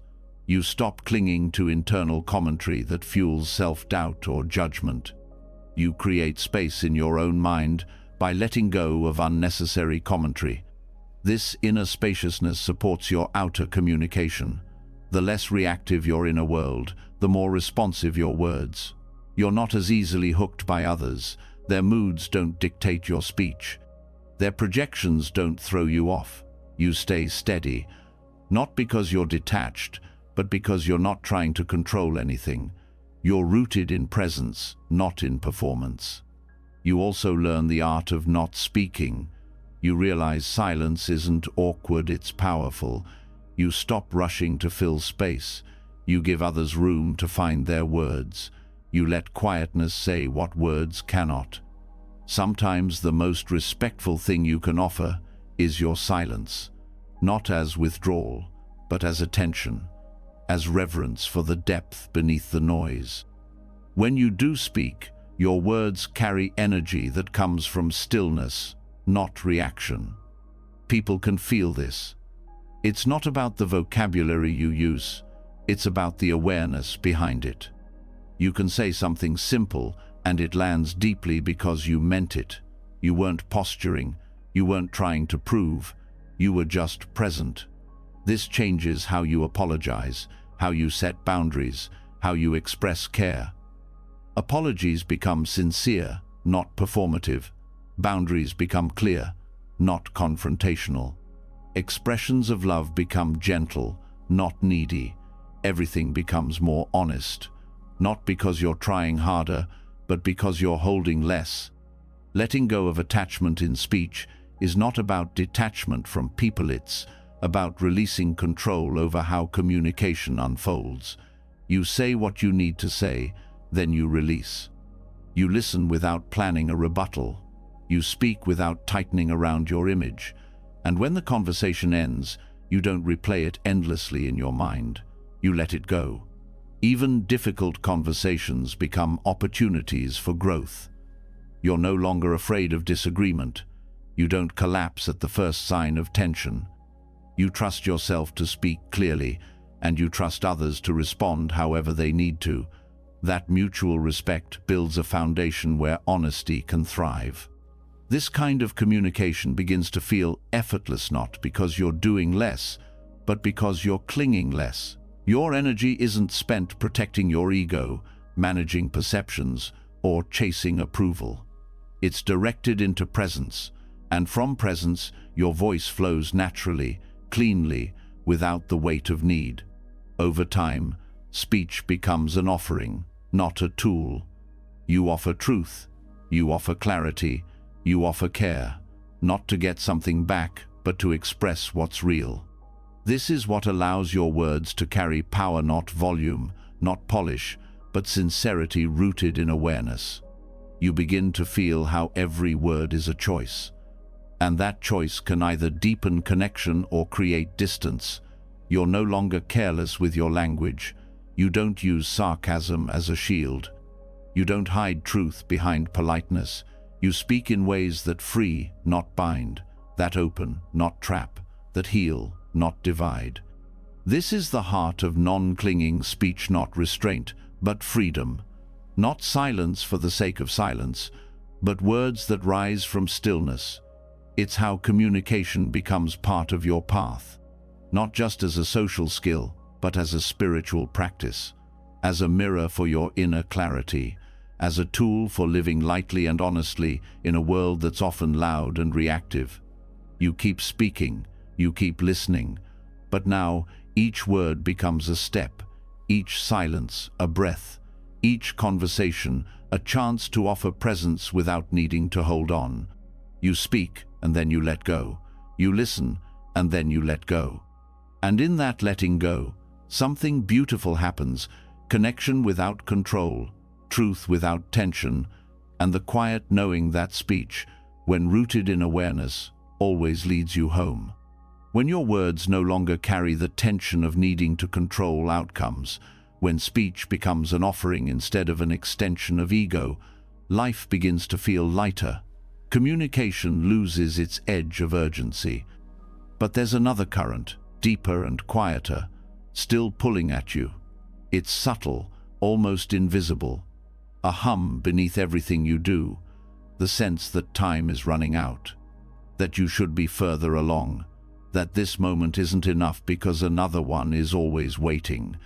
This is time thirst, the quiet craving that keeps you out of presence, not always through planning or thinking about the future directly, but through the belief that now is not complete, that the next moment holds something better, that meaning is somewhere ahead, waiting for you to arrive.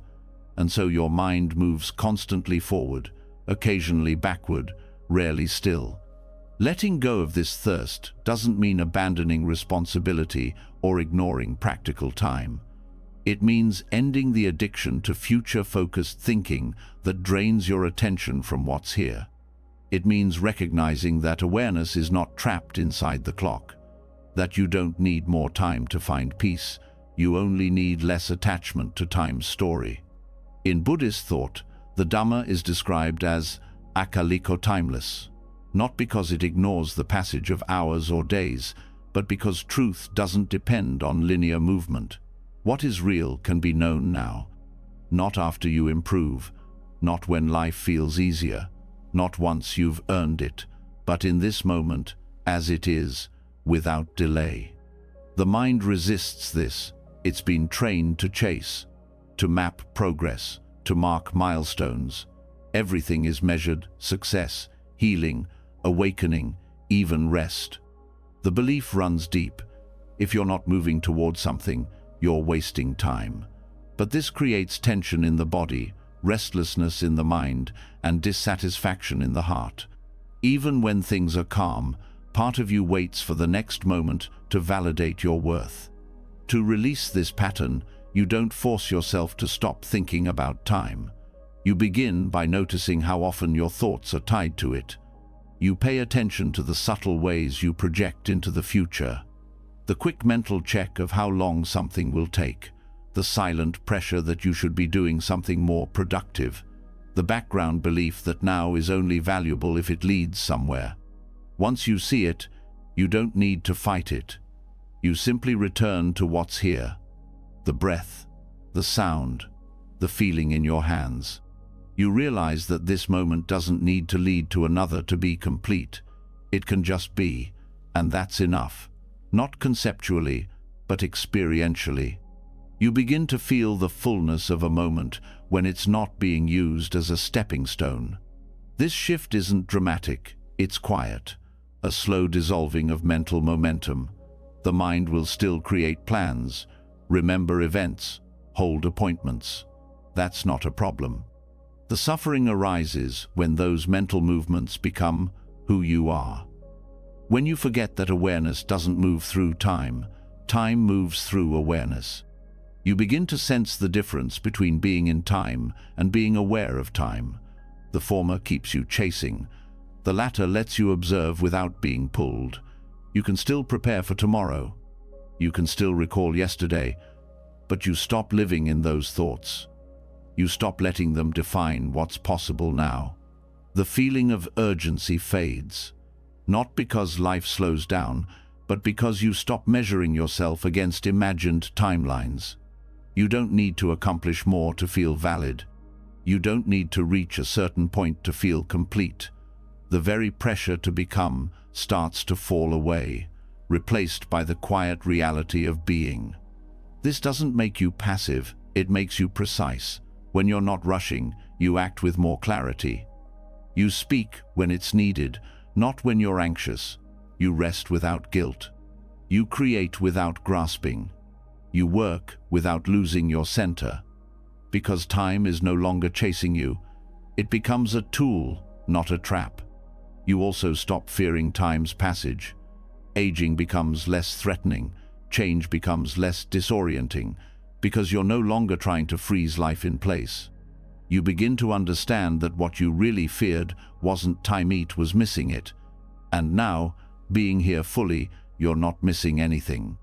This depth of presence can't be forced. It's allowed. It unfolds as you release your grip, as you stop believing every thought that pulls you forward. You might still plan your week, but you don't live inside those plans. You return again and again to the stillness that's already whole, already free. Even your relationship to memory begins to change. The past is no longer something to fix or relive. It becomes a gentle presence in the background, informing but not defining. You can honor what's happened without losing yourself in it. You can feel what once hurt without becoming it. Because you are no longer shaped by time, you're grounded in awareness. When you're anchored in this now, the mind stops needing certainty. You don't need to predict what comes next. You meet it when it arrives. You respond instead of anticipating. That responsiveness becomes your path. Not because you know where it's going, but because you trust your ability to meet each moment clearly. This is where you begin to feel life in its fullest. Not in the rare highs or the milestones, but in the quiet hum of presence, the taste of food, the tone of a voice, the way light moves across a wall. These moments are not preparation for later joy. They are the joy. The more you live here, the more the obsession with next starts to dissolve. Even in difficulty, presence brings relief. Pain feels sharper when you resist it, when you want it to pass quickly. But when you stop waiting for pain to be over and just feel it now, without story, something loosens. You don't need to know how long it will last. You don't need to rush its departure. You hold it gently and let it unfold in its own rhythm. You begin to live in alignment with how life actually works, not as a straight line, but as a living current. Some days move fast, others slow. Some feel open, others dense. but none of them are wasted. You stop needing each day to prove something. Being here becomes enough. Doing what's needed becomes enough. This frees you from comparison, because comparison is always rooted in time: who got further, faster, who started before you, who arrived first. But when you're no longer measuring progress as worth, you stop playing that game. You stop needing to compete with someone else's timeline. You let yourself move in rhythm with your own clarity. This rhythm cannot be forced. It must be heard, felt, allowed. And the more you stay in presence, the more it speaks. You know when to act. You know when to rest. You don't need to calculate every step. You simply remain awake to what the moment asks of you. This is not stagnation, it's aliveness, because presence is never stuck. It's dynamic, responsive, fully engaged. The difference is that now your action isn't driven by fear of missing out, it's guided by truth. There's no longer a race, just real movement, grounded in now. Eventually, you begin to sense something even deeper. That now is not a sliver between past and future. It is not fleeting. It is the whole field. Everything you've ever experienced has only happened in this now. Time appears to move, but awareness remains. Still, whole, unchanging. You rest there, not as an escape, but as the place from which all of life flows. You speak from there. You listen from there.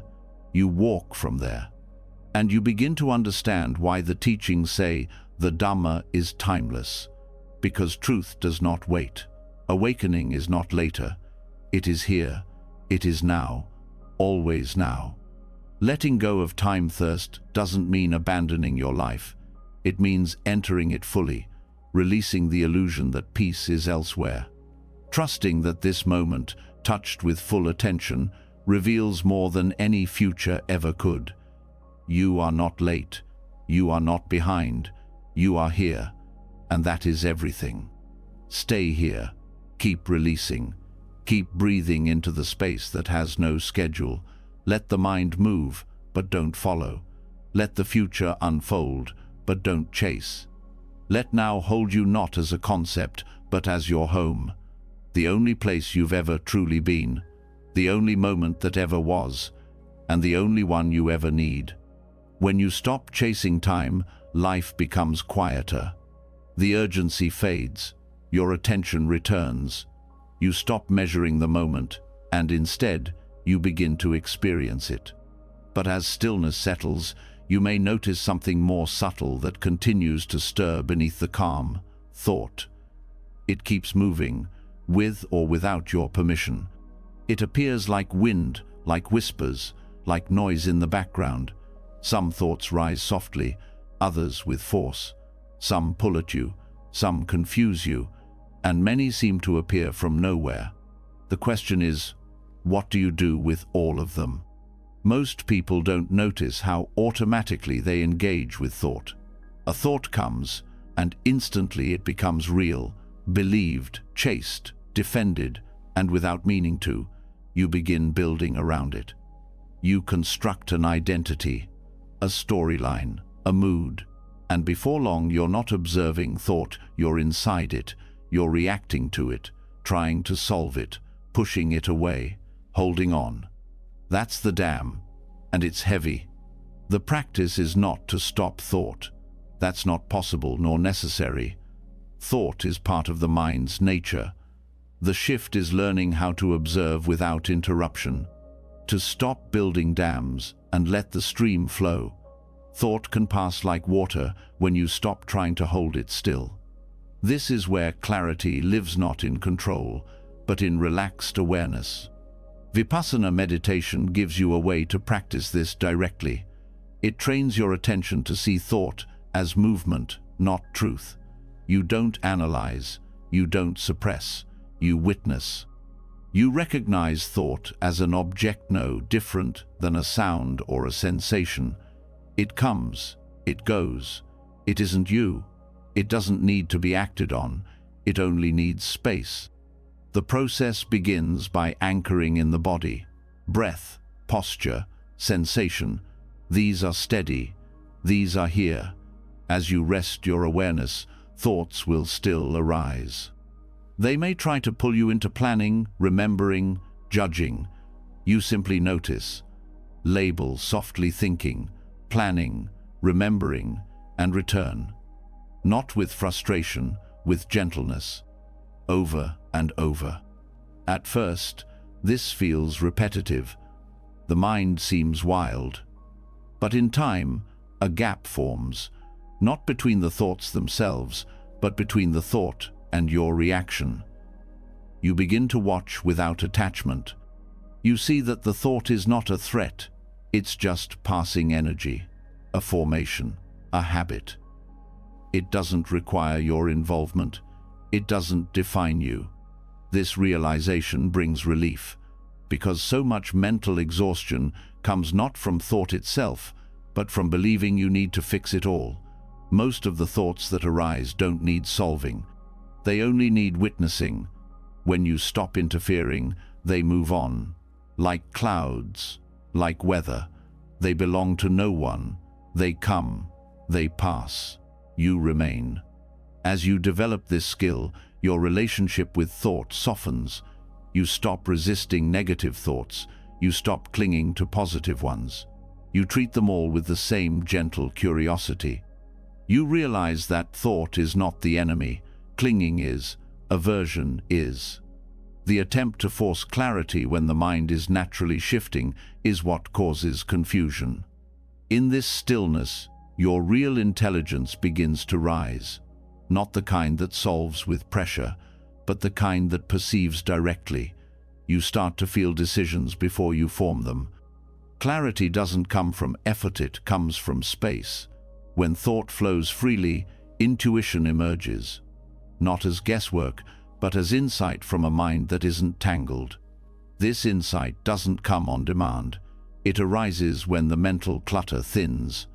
That's why stillness is not about thinking less, it's about relating to thought differently. When thought is not held tightly, the deeper mind has room to speak. You sense what's aligned. You recognize truth by feel, not by debate. Your attention sharpens not from narrowing, but from openness. You also begin to notice the patterns of thought more clearly. The repeated stories, the fears that recycle, the internal voices that imitate past voices.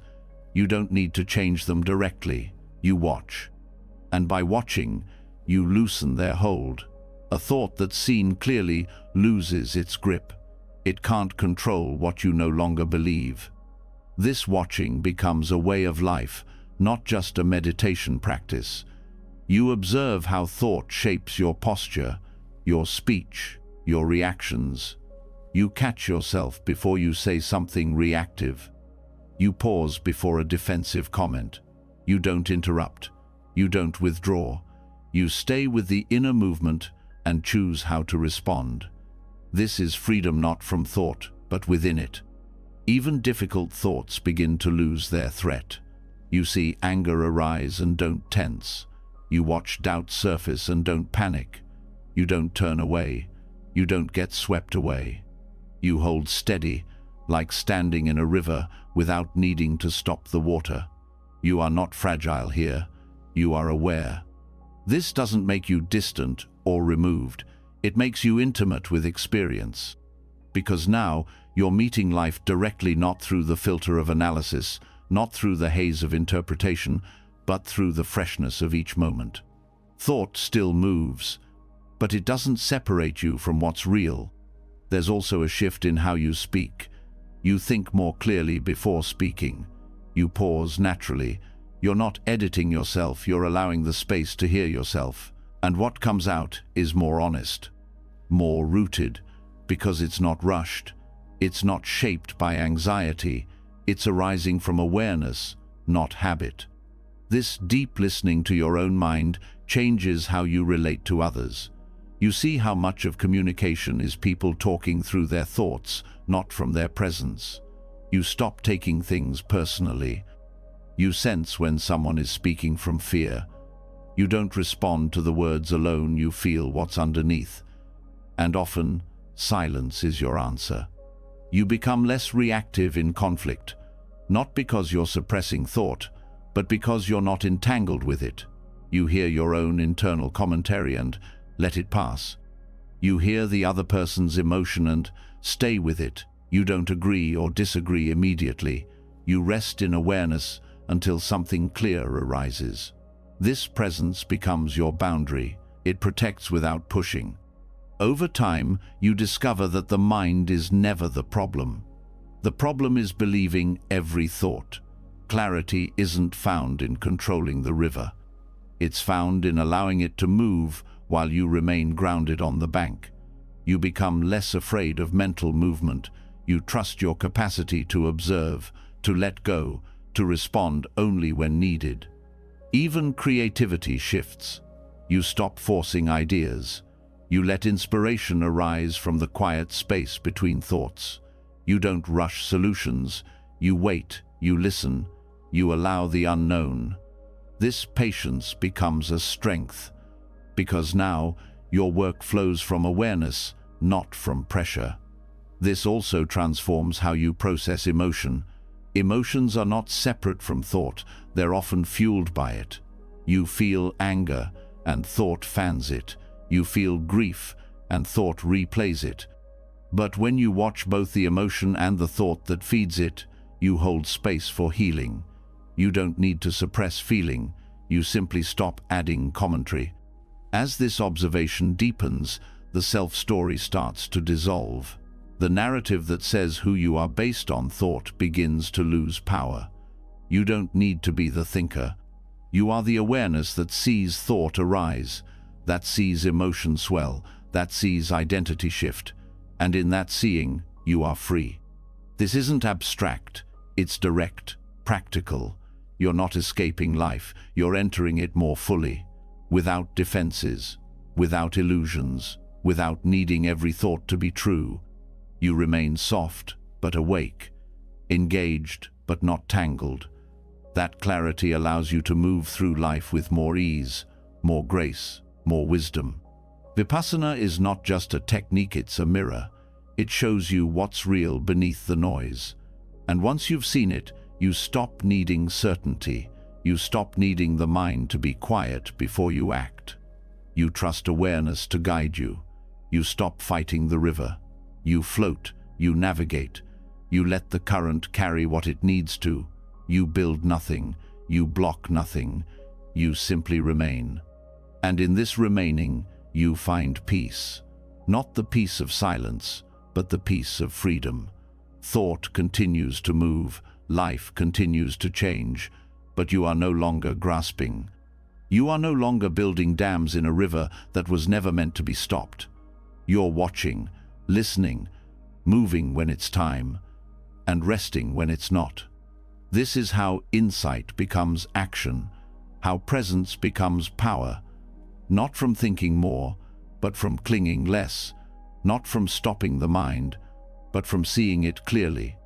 Again and again, you return to the river, not to control it, but to remember, you are not the flow.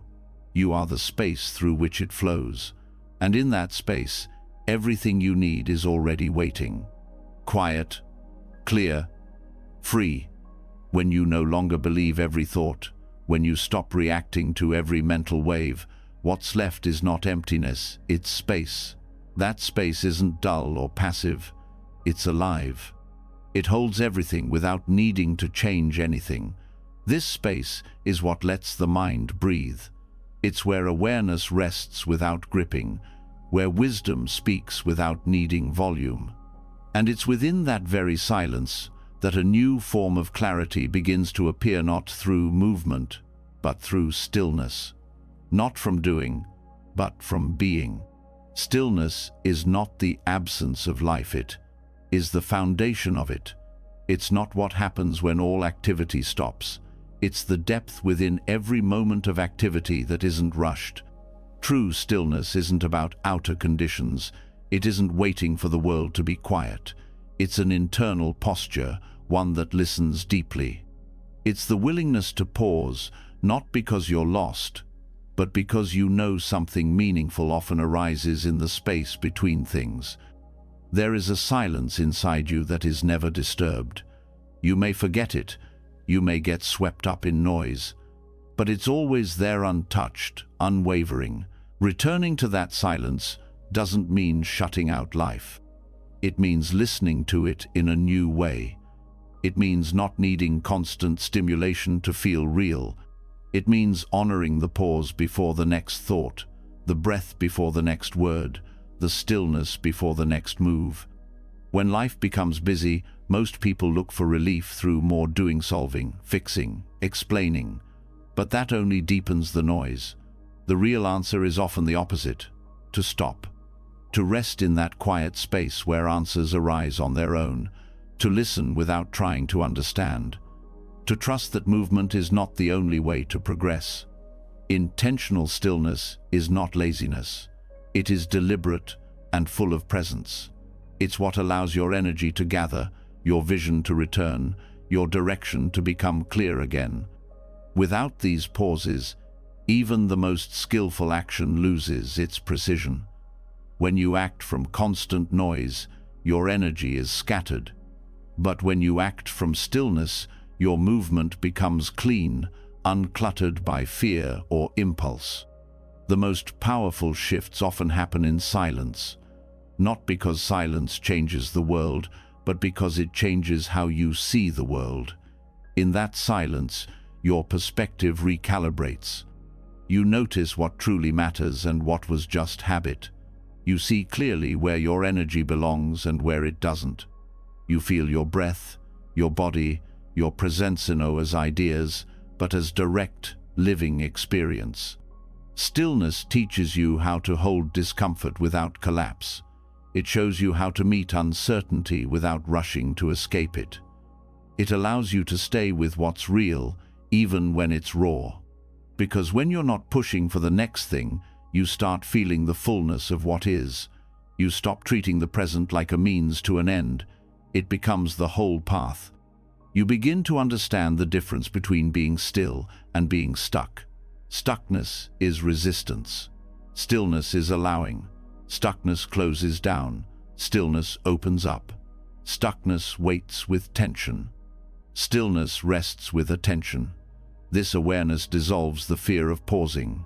It reveals that you are not falling behind by stopping. You are actually returning to the source of all clarity.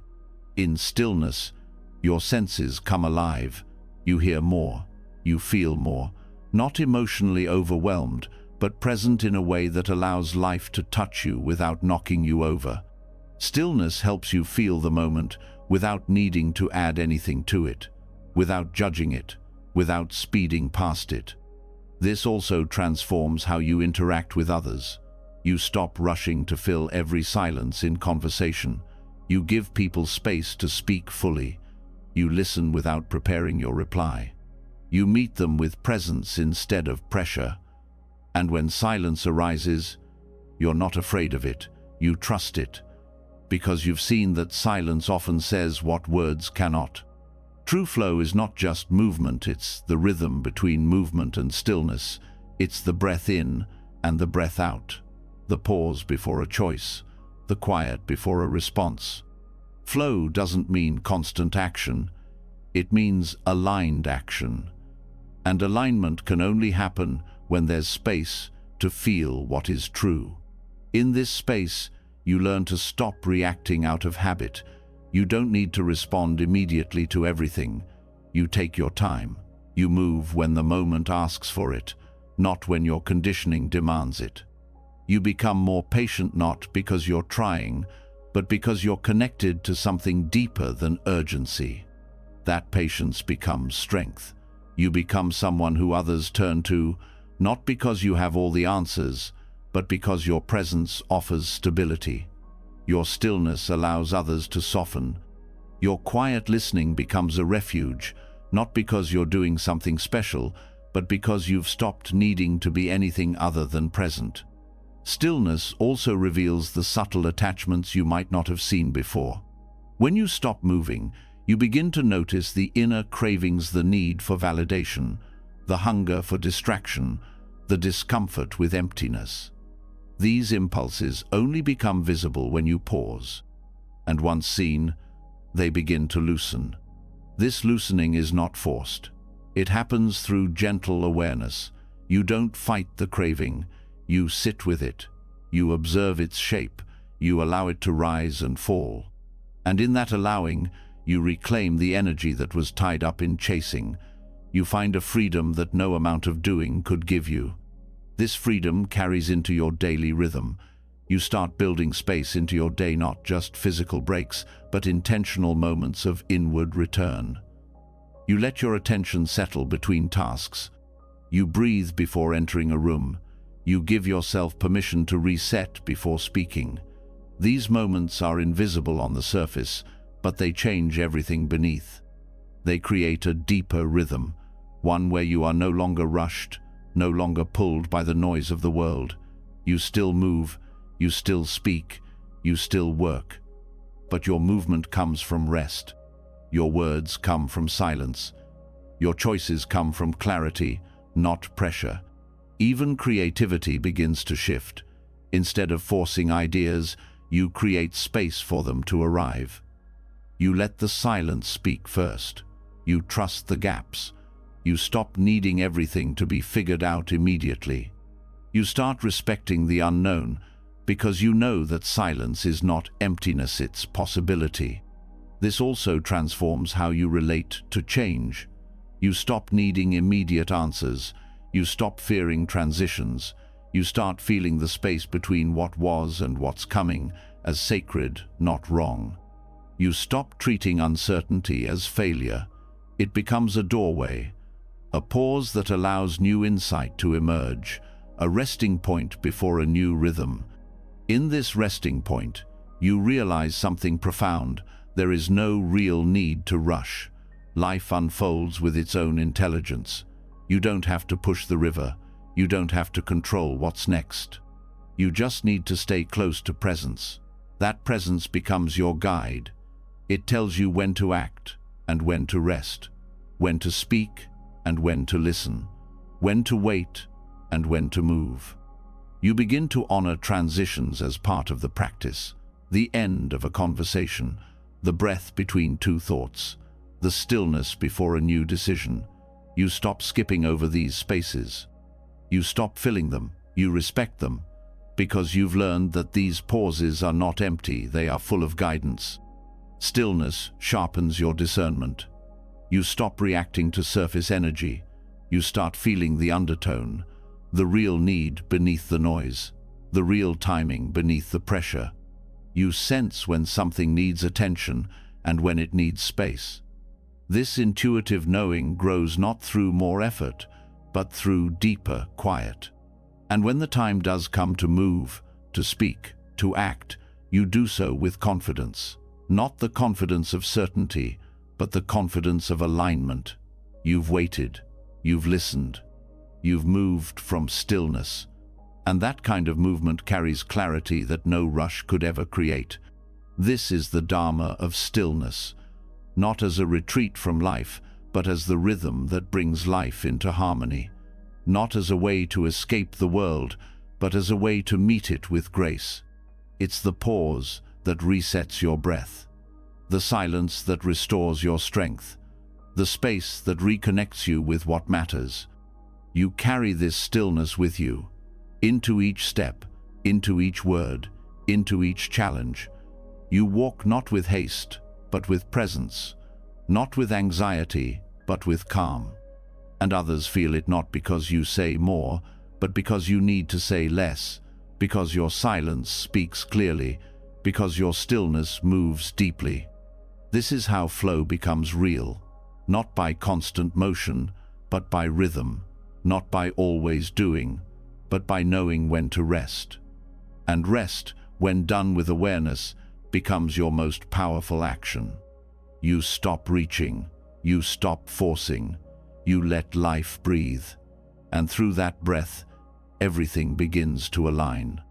You return again and again, not to effort, but to presence, not to noise, but to quiet, not to the next thing, but to this. And here, in the stillness you no longer avoid, you finally remember what it feels like to be fully, deeply alive. When you begin living from stillness, your choices become cleaner. You're no longer pulled by urgency, no longer rushing toward the next moment. You listen more deeply, act with more care, and rest without guilt. In this space, something begins to rise on its own, not through pressure, not from fear of consequence, but from something more rooted. A sense of rightness, not morality written down in rules, but an inner knowing that says, clearly and simply, this supports peace, this does not, this heals, that harms. This is where ethics stop being a system and start being a natural extension of awareness. Not a list to memorize, not commandments to obey out of fear or guilt, but behavior that grows from seeing clearly. In Buddhist teaching, this is silethikal conduct, not as a set of fixed instructions, but as a natural expression of presence. It arises because, when you are deeply awake, certain actions no longer make sense. Not because they're forbidden, but because they no longer align with who you are when your mind is clear. When awareness sharpens, causing harm feels heavy. Dishonesty leaves a residue. Taking what isn't freely given creates inner dissonance. You don't need someone to tell you it's wrong. You feel it. It doesn't align with your natural rhythm. The more presence you carry, the more your behavior becomes effortless. You're not avoiding harm because you've been told to. You're not interested in harming because the clarity inside you doesn't support it. This way of living removes the burden of trying to force yourself to be good. You stop treating ethics like performance. You stop worrying about appearances. Your choices become guided by attention, not by image. You feel your intentions before you speak. You pause before you act. You begin to notice that when you're fully aware, the tendency to deceive, manipulate, or grasp starts to fade, not because you're controlling it, but because it no longer matches your inner state. You don't have to force kindness. It comes naturally when the mind is still. You don't have to pretend to care.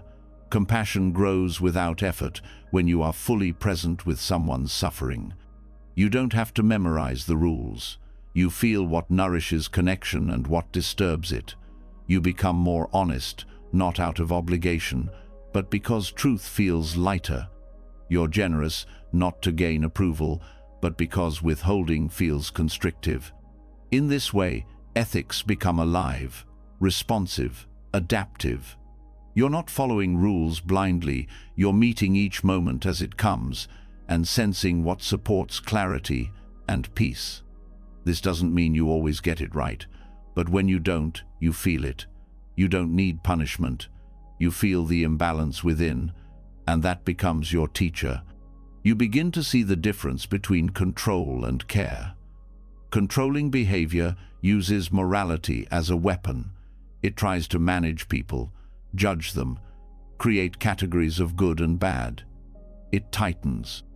But natural ethics relaxes. It arises from understanding that your freedom is deeply connected to the freedom of others, that what you say and do either supports awareness or distorts it. You move through life with more gentleness. You're not looking for ways to get ahead by bending the truth. You're not using charm to manipulate.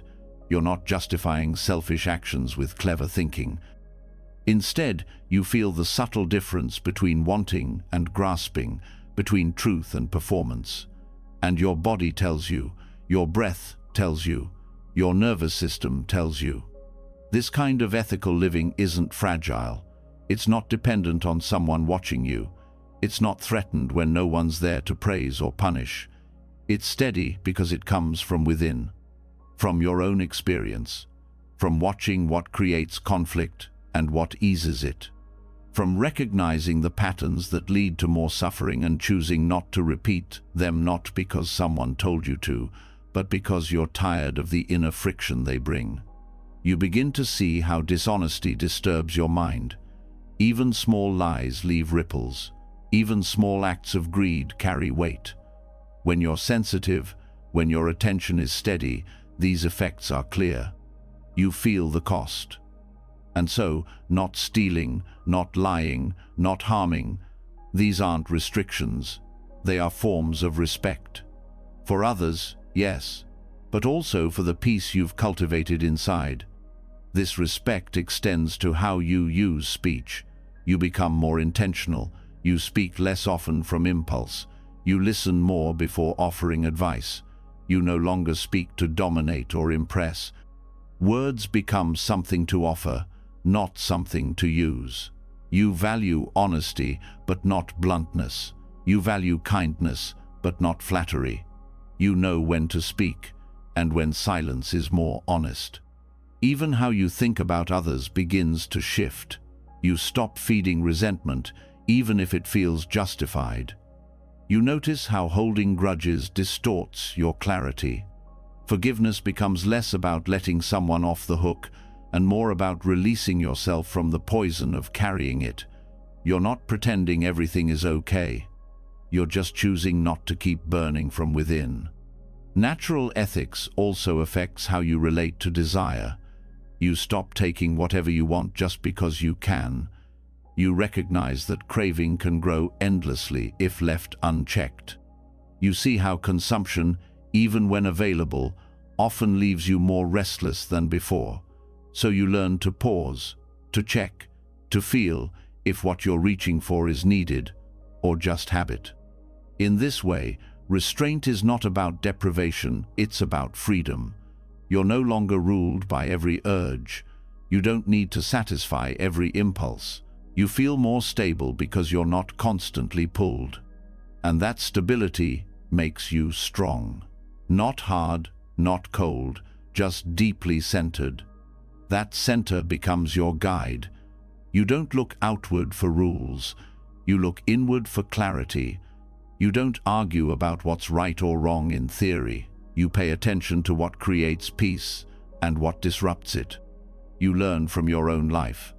And that learning is always alive, always updating, always growing. You become more humble because you see how easily the mind can justify almost anything. You don't trust every idea. You check it against presence, against your breath, against the tone of your voice, the feeling in your gut, the quality of your attention. You know that even good intentions can become weapons if they're not rooted in awareness. So you keep returning to presence, to stillness, to breath. You don't try to be perfect. You try to be honest. You don't try to be impressive. You try to be real. And from that honesty, you find that kindness isn't something you need to manufacture, it's already there when the noise settles. This way of living doesn't make you naive, it makes you precise. You're not avoiding harm because you're afraid of being punished. You avoid it because you see clearly what it does to others, to yourself. You stop treating people as objects to get things from. You start seeing them as extensions of your own experience, equally worthy of peace. In moments of tension, this clarity holds. You feel the pull to defend, to attack, to protect an image, but you've seen what that leads to. So you breathe, you wait, you speak slowly. You don't give in to the first wave of emotion. You return to what you know, that your peace matters more than being right, that your presence is more healing than your argument. Even when you fall short, you don't spiral into shame. Shame is just another form of clinging. You reflect, you learn, you recalibrate. Because now, your behavior isn't about proving worth, it's about maintaining balance. You make amends not to earn forgiveness, but to restore alignment. You apologize not to repair an image, but to clear your heart. Natural ethics becomes your path, not your performance. It's something you feel, not something you follow. It grows from your awareness, not from fear. And because it's lived, not memorized, it adapts, it listens, it responds to what's true. You stop needing to ask what the rules are. You start asking, what supports clarity? What reduces harm? What aligns with love? And love, in this space, is not attachment or sentiment. It is the natural outflow of being fully present. It is the spontaneous expression of an untroubled heart. It needs no justification, no reward. It moves because it must. It gives because it can. It includes every not just the people you like, but the people you used to judge. Because awareness includes everything. It doesn't divide. This inclusion is not soft or vague. It's exact. It means you stop using awareness to excuse your behavior. You become more responsible, not less. You don't avoid ethics, you embody them. Not to gain approval, but to protect peace. Not because someone told you to, but because you've seen what happens when you don't. You keep returning to presence, because presence reveals what rules cannot. It shows you when you're clinging, when you're lying to yourself, when you're using others to feel secure. It brings the truth into focus, gently but clearly. And that truth guides you better than any rule book ever could. This is how ethics become a joy, not a burden, a path, not a prison, a reflection of your depth, not a test of your worth. You live more simply, you act more cleanly, and the space you've created inside begins to touch everything around you, not loudly, not perfectly, but steadily, quietly, and always with presence. When ethical clarity arises from awareness, you begin to live in a way that feels aligned from the inside out. You're no longer following rules out of habit or fear. You're moving from understanding, from direct experience. Your decisions carry less resistance. You feel more spacious inside because nothing is forced. But even then, something deeper may still be shaping your life without your full awareness. A quieter force, not a law, not a rule, a word, a feeling, a belief. Should. You should be more productive. You should be calmer. You should call more often, speak less, do more, feel less. These internalized voices don't yell, but they shape your behavior in every direction. They often sound like wisdom. They sound like responsibility, ambition, humility. But beneath them is pressure, not presence. When you're not watching closely, these inherited expectations become the lens through which you see yourself and others. They aren't always conscious. That's what makes them powerful. The most persistent form of control isn't always external, it's what you've learned to do to yourself. From family, culture, religion, schooling, even spiritual teachings, you've absorbed thousands of messages about how life should look, how you should behave. What success, goodness, confidence, love, growth should feel like. These messages don't just shape your choices, they define how you relate to yourself. Many people live their entire lives trying to measure up to these internal demands without realizing that the standards were never truly theirs. They live in a constant loop of self-correction, shame, and anxiety, not because they are failing at life, but because they are measuring it through someone else's vision. Letting go of that pressure doesn't mean rejecting your values. It means examining where they came from, and whether they actually match what you've come to know through experience. This process begins with awareness. You start to notice your inner language, the quiet urgency behind decisions, the guilt that shows up when you rest, the tension in your stomach when you say no. Each of these may point toward a shoulda-conditioned belief that has taken root in your nervous system. You don't have to fix it immediately. You simply begin to question it. Where did this idea come from? Who told me I needed to be this way? What would happen if I didn't obey it? What would I choose if I felt free? These aren't abstract questions. They break the spell of automatic behavior. They shine light on the hidden authority figures in your mind voices that sound like your own, but were planted there long ago. Letting go of should isn't rebellion, it's truth-seeking. It's peeling away what was layered over your clarity.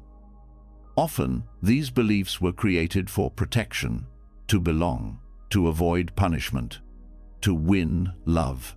They served a purpose, but that purpose may no longer serve you. What kept you safe as a child may be keeping you stuck as an adult. This isn't about blaming the past.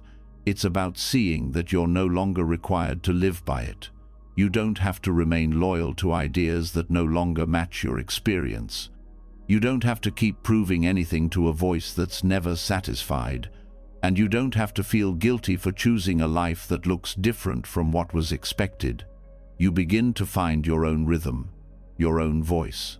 Not the one shaped by what people think of you, but the one that comes from direct contact with your life. And it may be quieter at first. It may not come with the certainty that should once gave you, but it comes with something more valuable: honesty. When you live by inherited rules, you often feel conflicted even when you're doing the right thing. When you start choosing from presence, that conflict dissolves. There's less effort. Not because life becomes easier, but because your inner resistance begins to fade. You're no longer split between what you feel and what you've been told to feel. There's no more pretending. Letting go of should also affect how you relate to others. You stop projecting expectations. You stop comparing timelines. You stop needing others to live a certain way so you can feel secure. You realize that everyone is responding to their own inherited voices, and not everyone has questioned them yet. This brings compassion, not judgment. You also stop needing to explain your choices. When you live from clarity, you don't feel the same urge to justify. You know that some people will not understand your path, and that's okay. You're not living to meet an invisible standard. You're living to stay in alignment with what you know is real. This changes your relationship with effort. You stop striving to prove worth. You stop pushing for validation.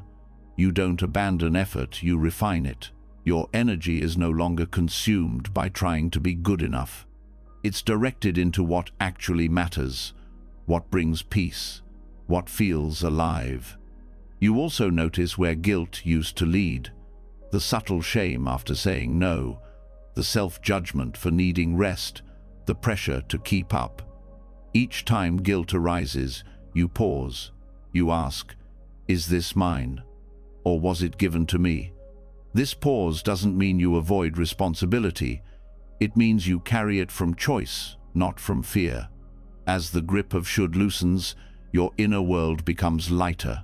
You start making choices not from reaction, but from reflection. Not from pressure, but from presence. You begin to ask new questions, not, what should I be doing right now? But, what feels true right now? Not, what do others expect of me? But, what do I know in my own experience? This doesn't mean you'll never feel pressure again. The world is full of noise. But now you meet that noise with awareness. You notice when an old voice returns. You feel the pull to obey it. And instead of reacting, you listen. You ask again, is this true? Is this kind?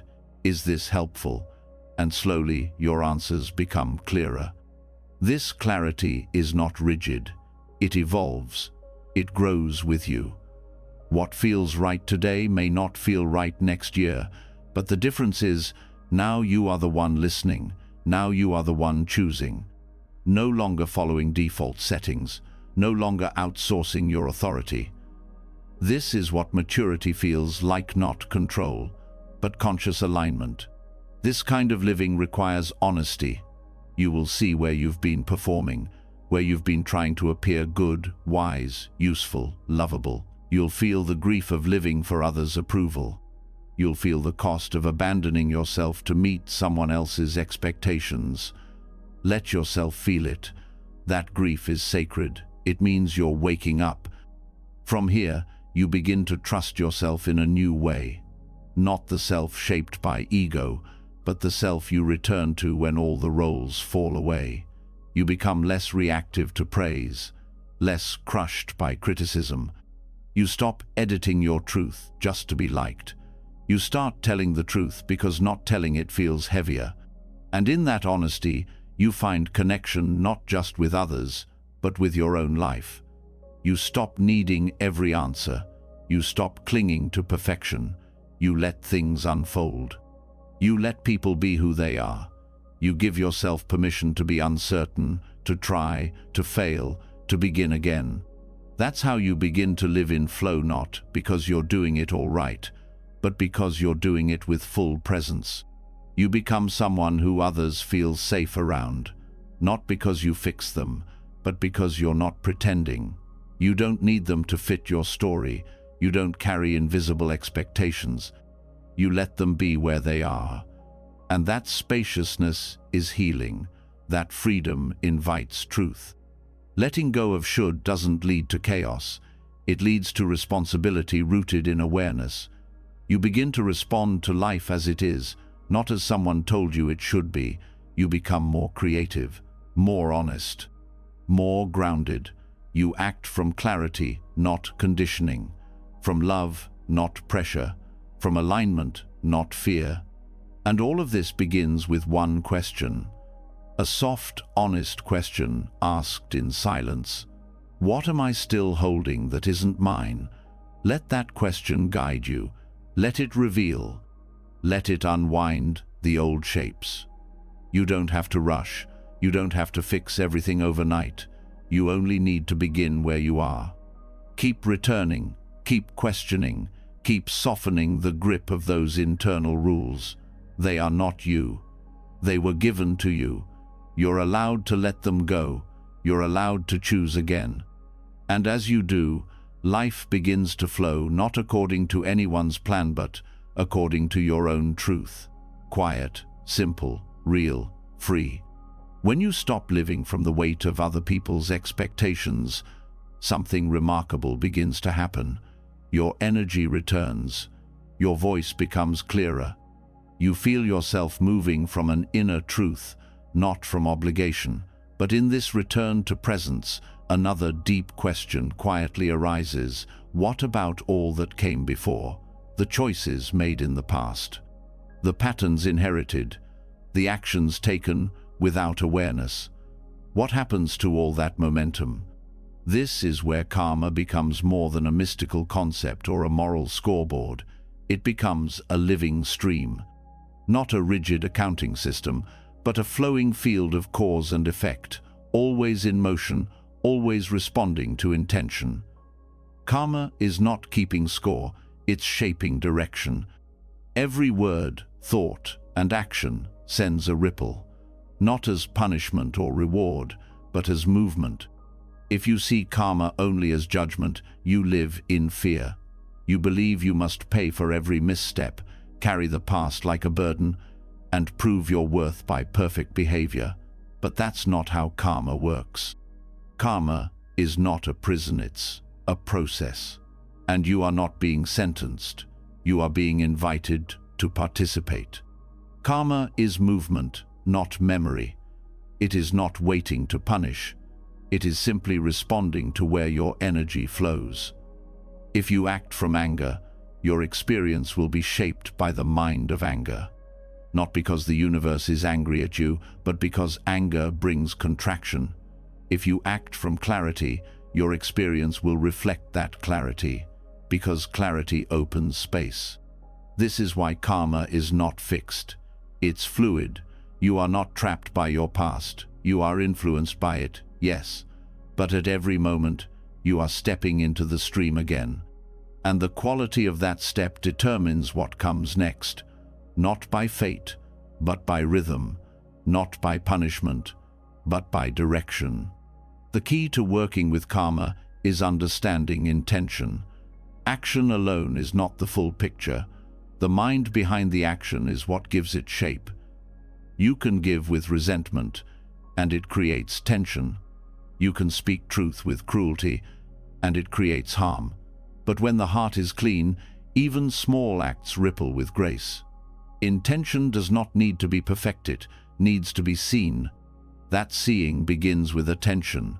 You start observing your own inner climate before you move. You ask, what's driving this choice?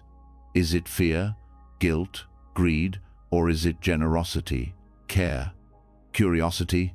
You don't need to judge yourself. You just become honest. And from that honesty, your relationship to karma shifts. You are no longer unconsciously reacting. You are responding with awareness. This shift is subtle but powerful. You stop thinking of karma as a cosmic rulebook and begin to feel it as feedback. Life shows you what energy you're carrying, not to shame you, but to reveal where alignment has been lost. When suffering repeats, you listen. When resistance arises, you explore. Karma becomes your teacher, not with lectures, but with echoes. Those echoes are not punishments, they are reflections. And the moment you see them clearly, you're no longer bound by them. That's the grace of the present moment. It holds the power to interrupt even the oldest cycles. You are not doomed to repeat the past. You are free to choose again, not later, now. The idea that karma takes lifetimes to shift is both true and incomplete. Yes, some patterns are deep. Some tendencies run across years, families, cultures. But awakening happens in a moment. Recognition is immediate. And when recognition comes, a new pathway opens. Not magically, but mindfully. You stop blaming your past, but you also stop ignoring it. You see how your current state is shaped by previous choices, not just your own, but collective ones. You carry ancestral echoes, cultural weight. But again, this is not punishment, it's context. It's material for transformation. It's the starting point, not the end.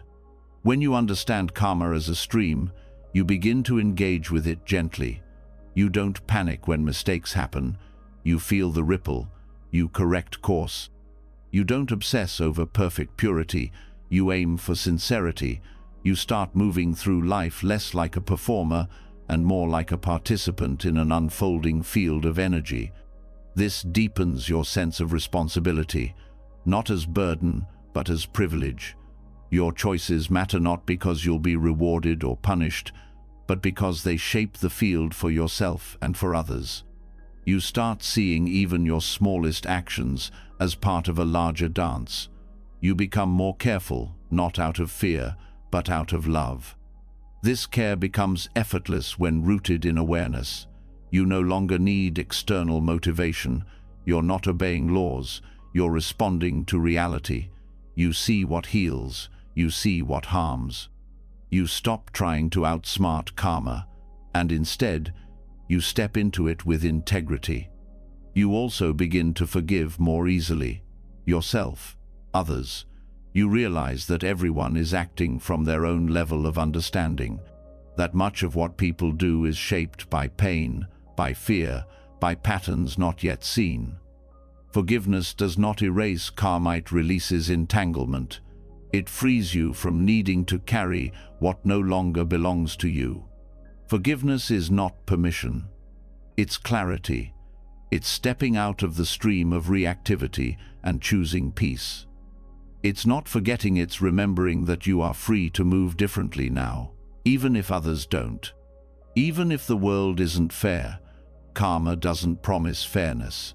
It promises responsiveness. And in that responsiveness, you find power. You find that life is not happening to you, it's moving with you. Your presence changes the current. Your choices create momentum. You don't need to fix the whole stream. You only need to show up fully in each step. That step matters. That step shapes the path. You begin to walk more slowly, speak more thoughtfully, act with more precision, not because you're afraid to mess up, but because you've seen how much can flow from a single moment of presence. A kind word, a deep breath, a patient silence. These are not small things.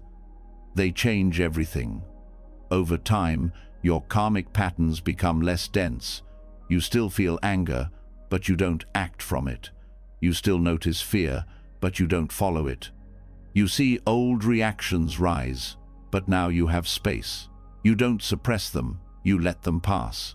Like leaves on a stream, they move, you remain. This space is where wisdom begins to grow.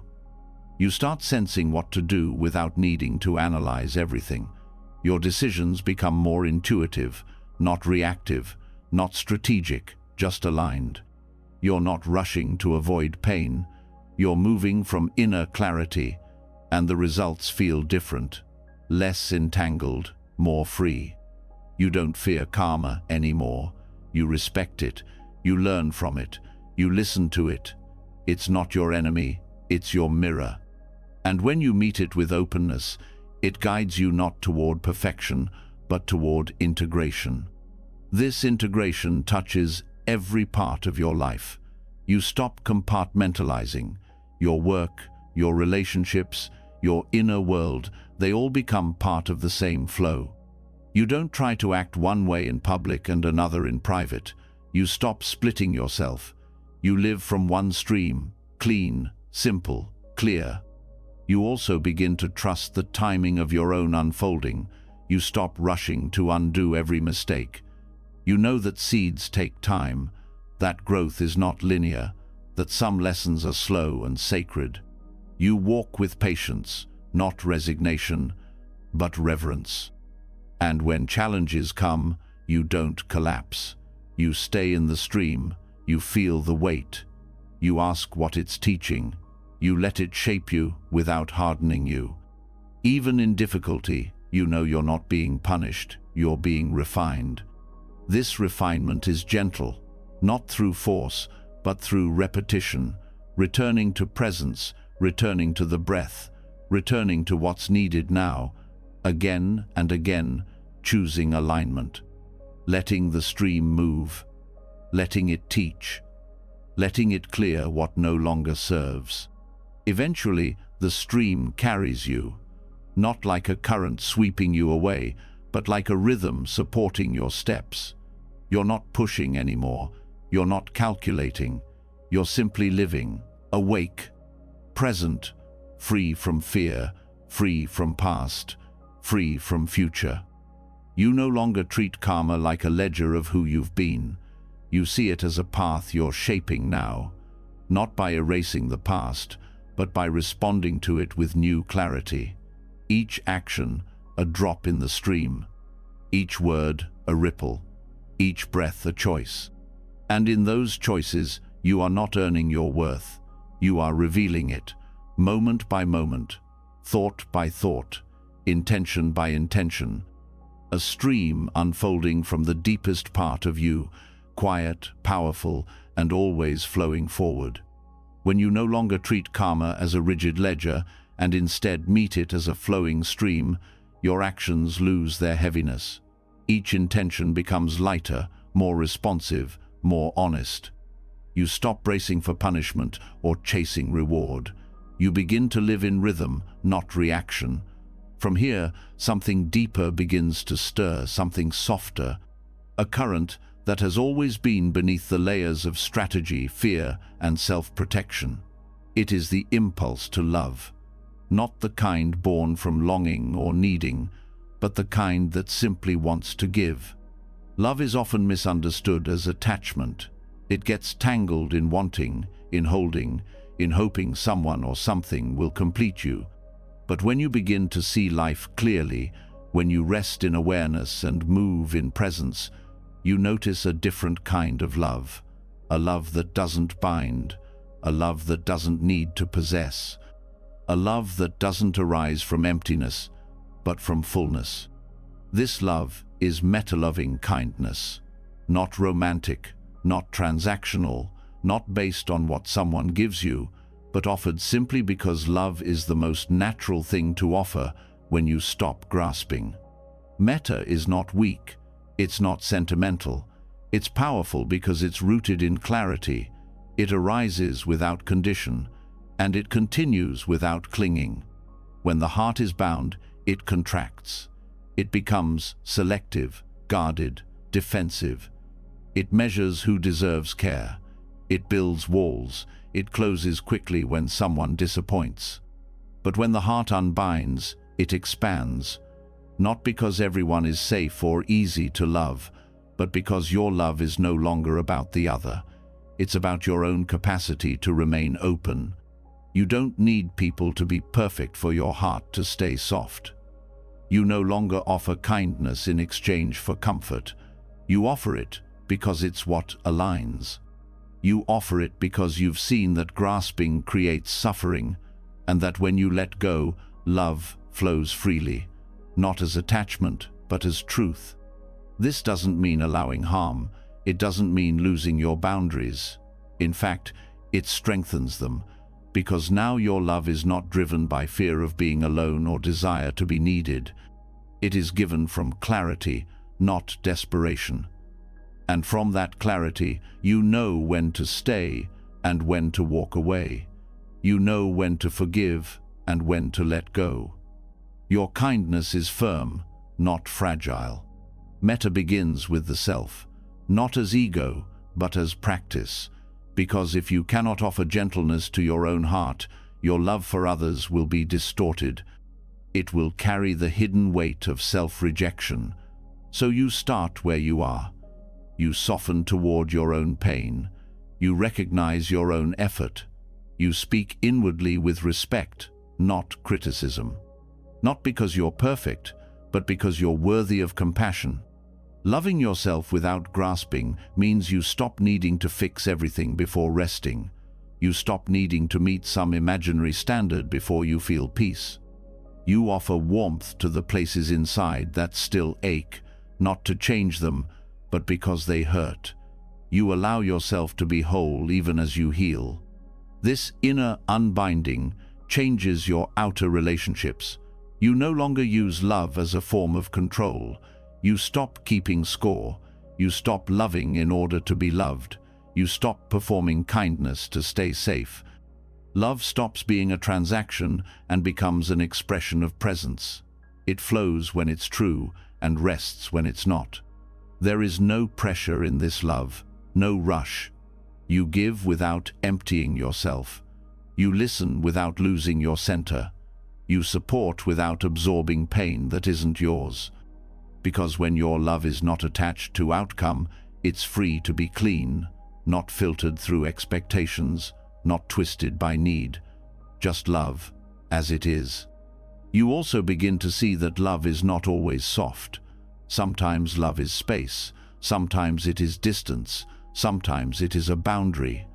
Loving without grasping means loving with honesty. It means not enabling harm.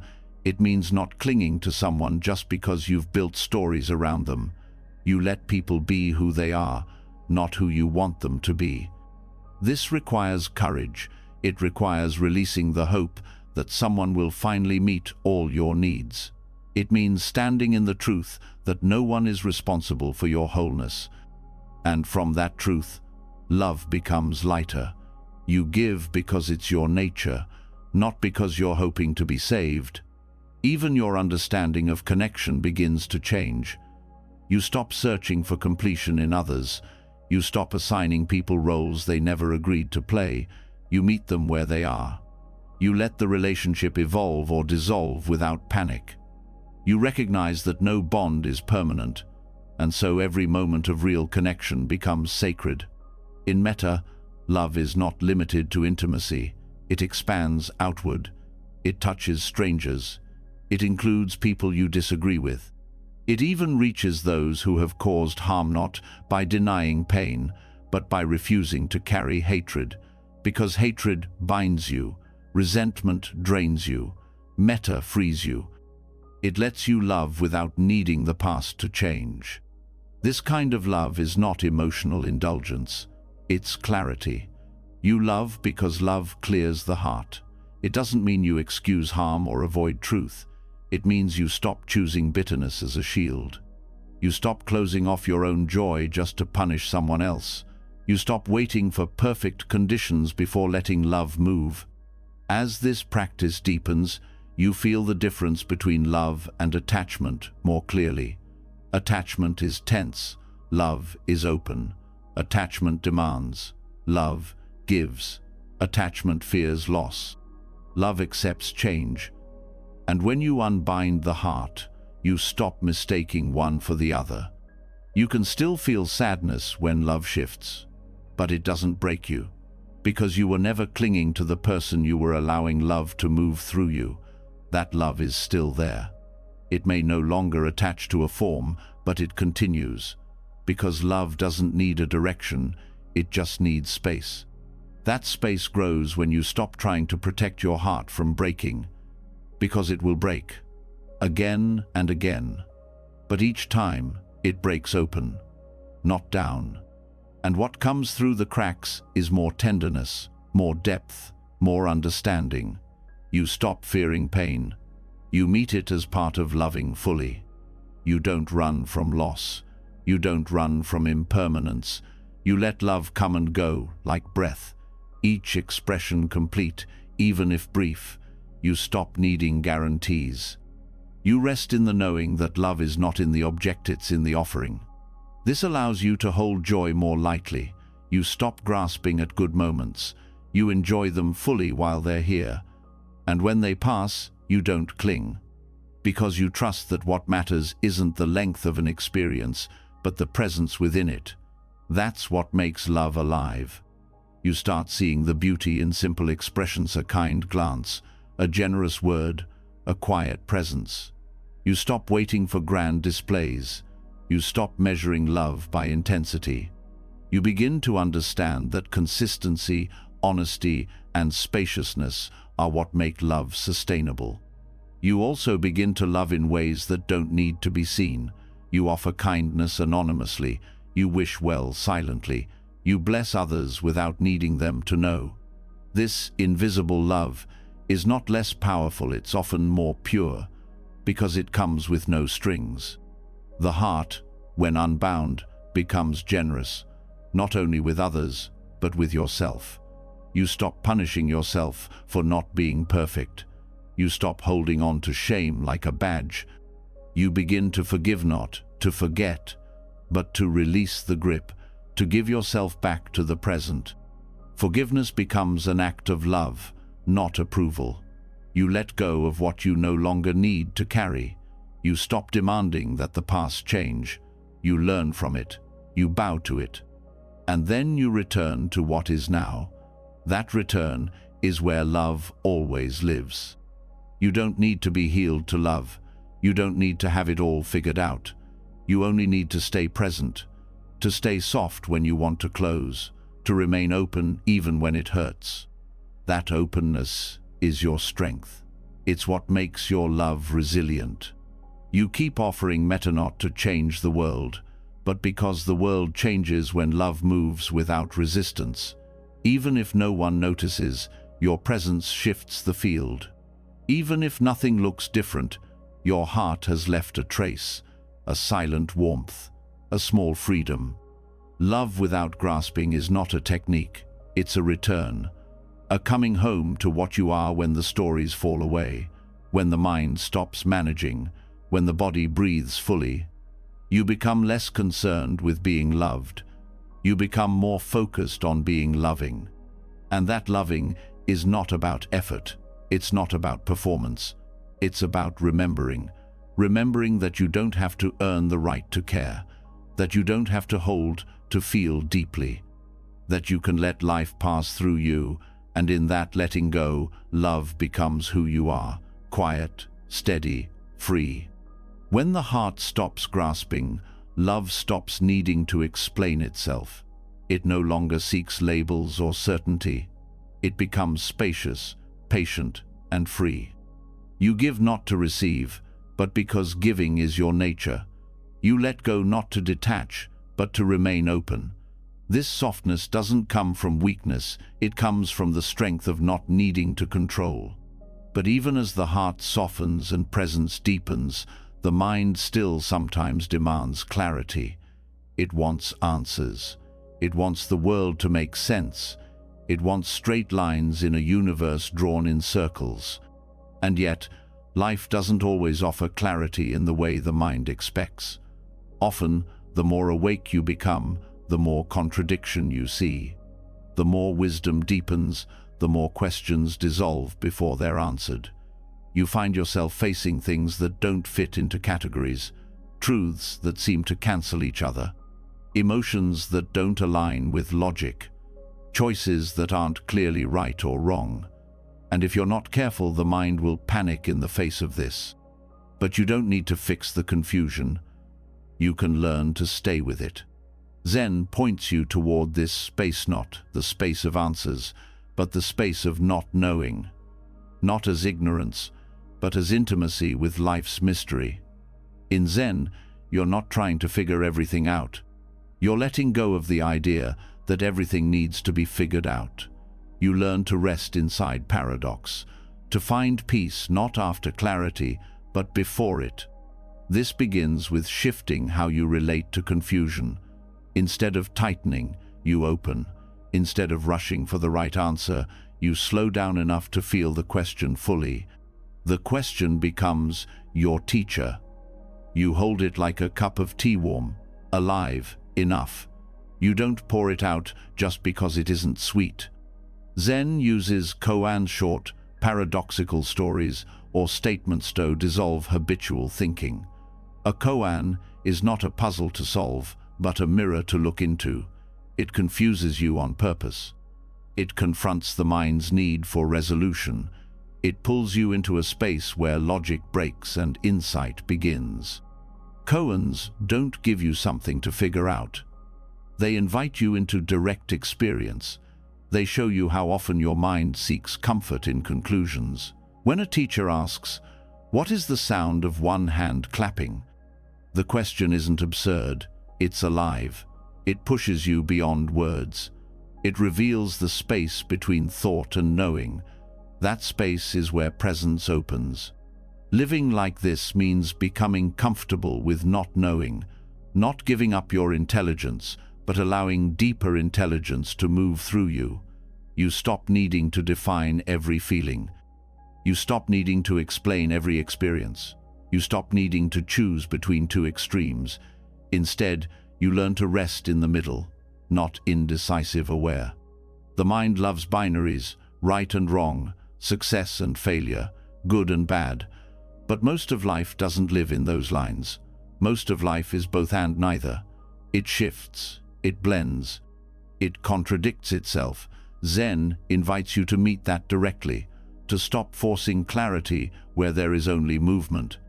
This doesn't mean abandoning discernment. It means allowing deeper seeing to arise. When you stop clinging to the need for certainty, something more honest appears.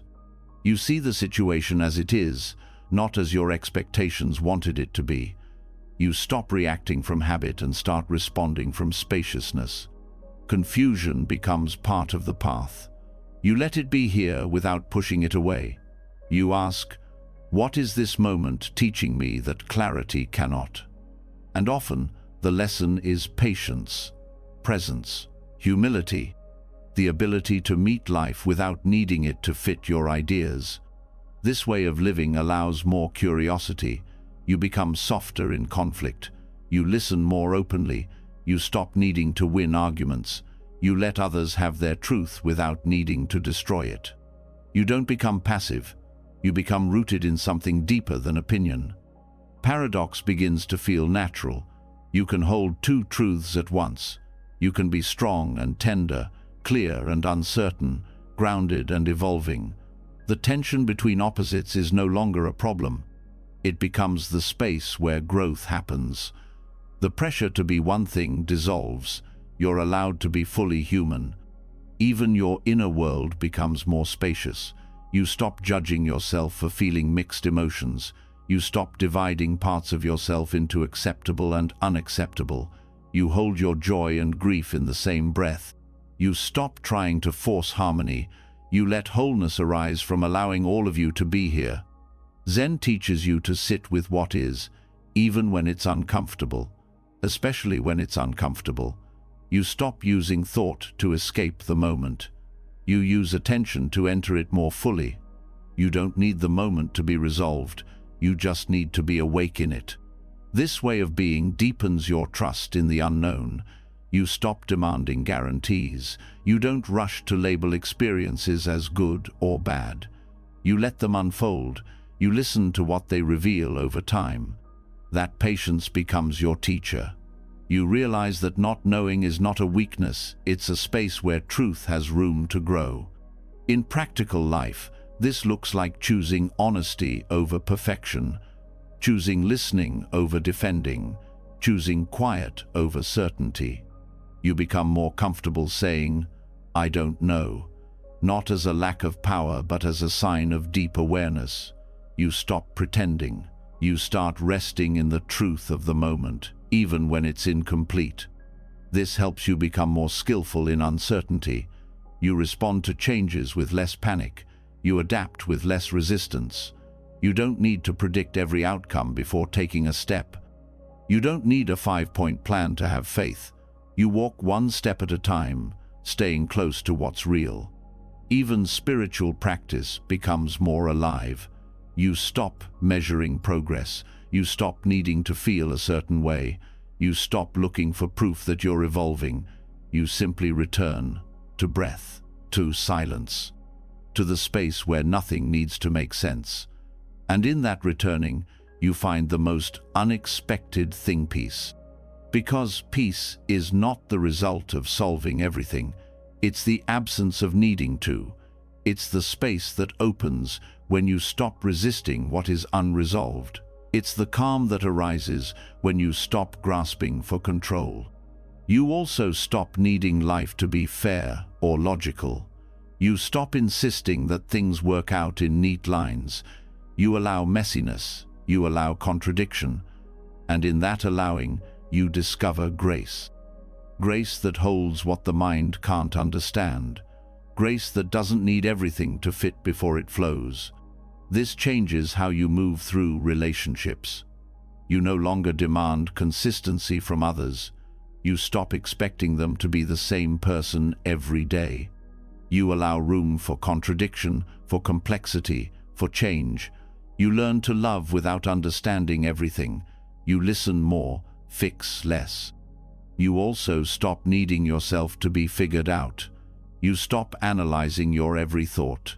You stop labeling every emotion. You allow your inner world to be dynamic, layered, unpredictable.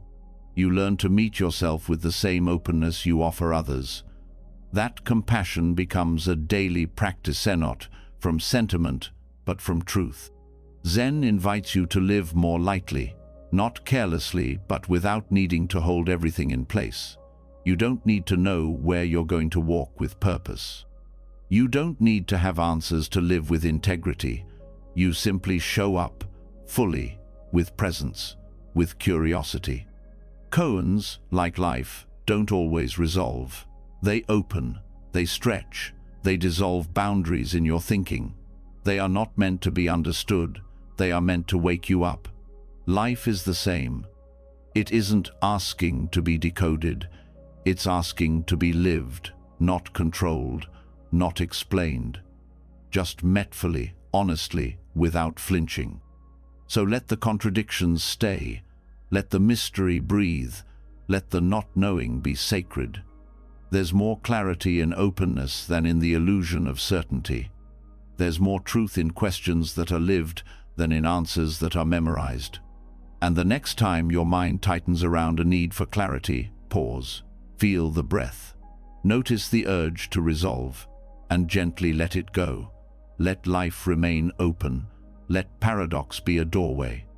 Let not knowing become your teacher, because in the silence between certainty and confusion, presence is waiting, quiet, patient, and already whole.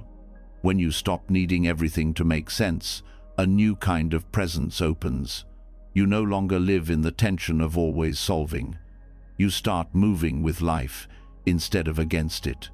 You soften into paradox, allowing things to unfold without rushing toward conclusions.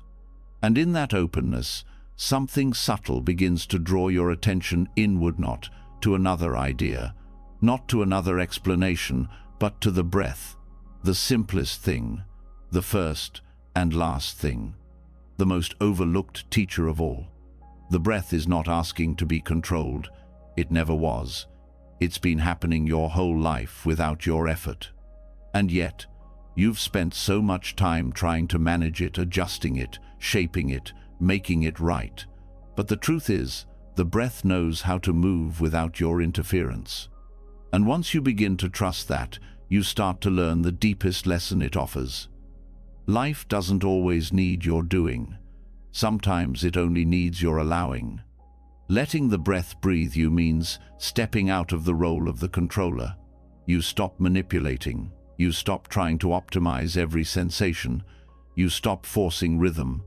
Instead, you feel the inhale as it rises. You feel the exhale as it releases. You let go of shaping it. You just let it happen. And something softens inside. You begin to realize that the breath is not a tool, it's a reflection. It mirrors the state of your mind and body. When you're anxious, it shortens. When you're present, it deepens. When you stop interfering, it finds its own balance. It regulates not because you tell it to, but because the system knows how to return to harmony when given space. This practice is not just about meditation, it's about life. Because the way you breathe reveals the way you live.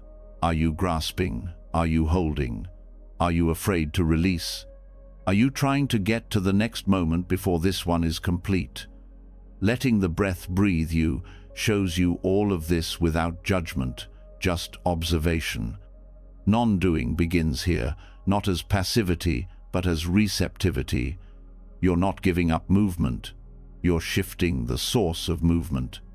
Instead of acting from tension, you act from alignment. Instead of forcing presence, you allow it to arise through stillness. The breath becomes the bridge between awareness and action. When you interfere with the breath, it tightens. When you let it move freely, it returns to flow. And that flow begins to touch everything. Your speech slows. Your decisions come with more ease. You begin to trust pauses. You begin to see that space is not a void, it's where wisdom appears. You learn how to rest without collapsing, how to move without rushing, how to respond without reacting, because you've started listening to something deeper than thought. You're tuned into the rhythm of life itself, moment by moment, breath by breath. This listening doesn't require effort, it requires presence. You feel the rising and falling not as something to track, but as something to surrender to. The breath breathes, and you follow. Not as an observer, but as part of the movement. There is no separation between the breather and the breath. There is only breathing. This dissolves the illusion of control. You begin to see how much of your tension comes from trying to manage what was never meant to be managed. You stop gripping experience. You stop analyzing every sensation. You start feeling from the inside out, directly, without filters. And in that directness, simplicity returns. You don't need to perform presence. You don't need to chase calm. You simply stop interrupting what is already unfolding. The breath teaches you how to trust your body, trust this moment, and most of all, trust that not everything needs to be touched by effort. This trust is subtle. It grows slowly. You may still find yourself trying to control. That's okay. Each time you notice, you soften again. Each time you tense, you return. Not as correction, but as remembering.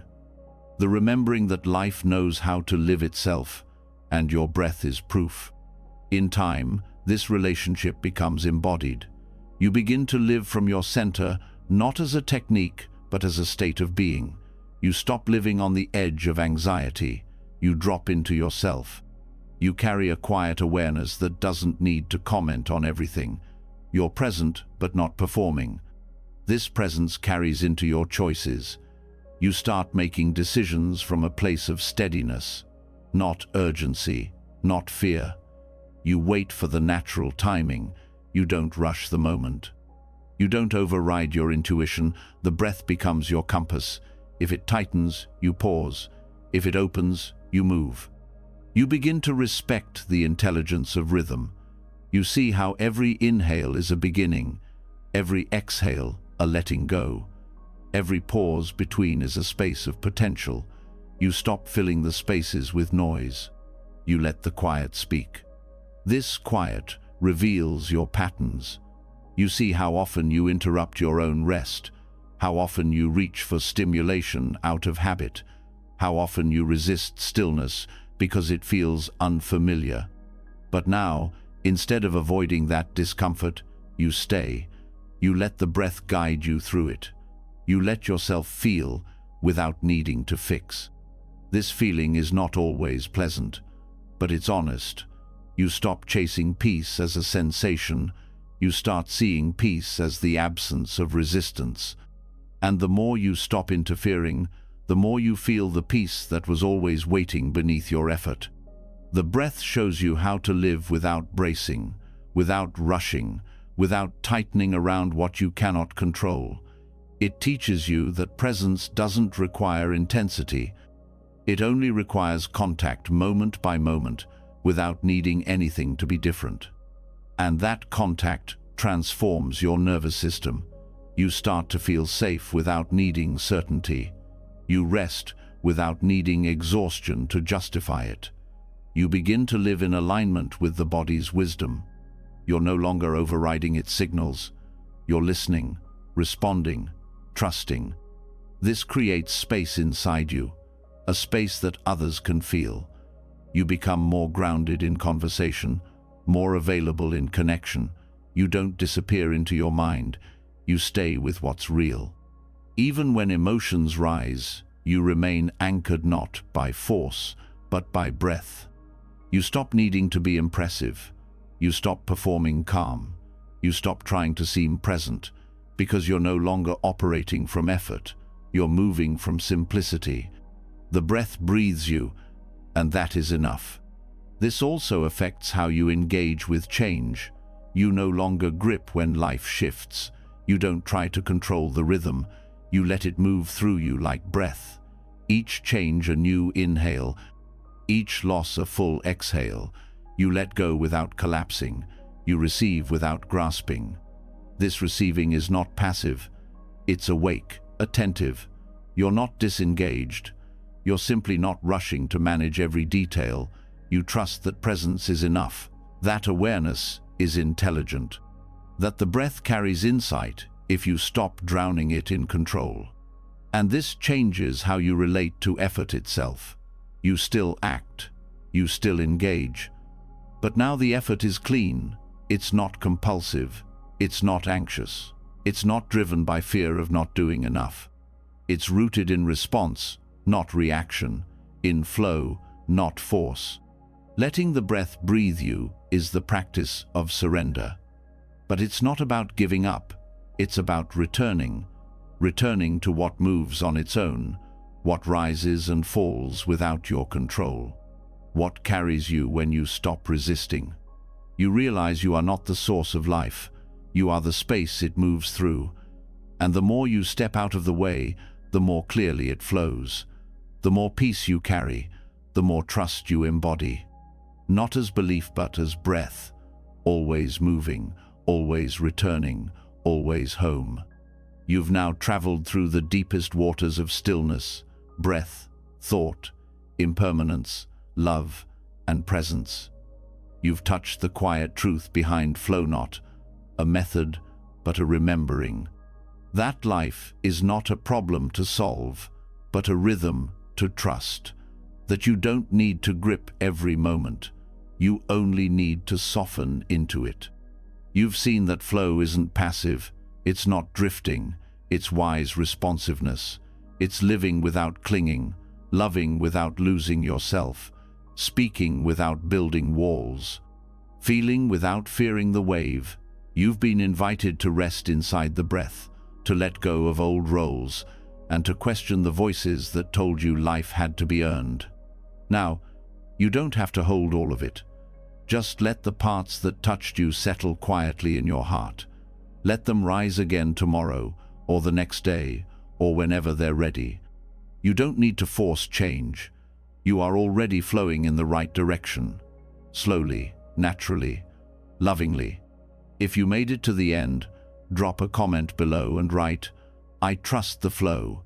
Let's find each other in this space, this still, awake space, where people choose peace over pressure.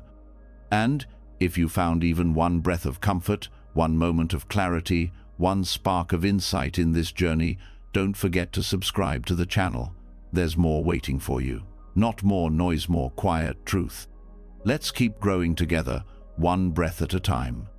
Until next time, may your heart stay open and your path stay soft.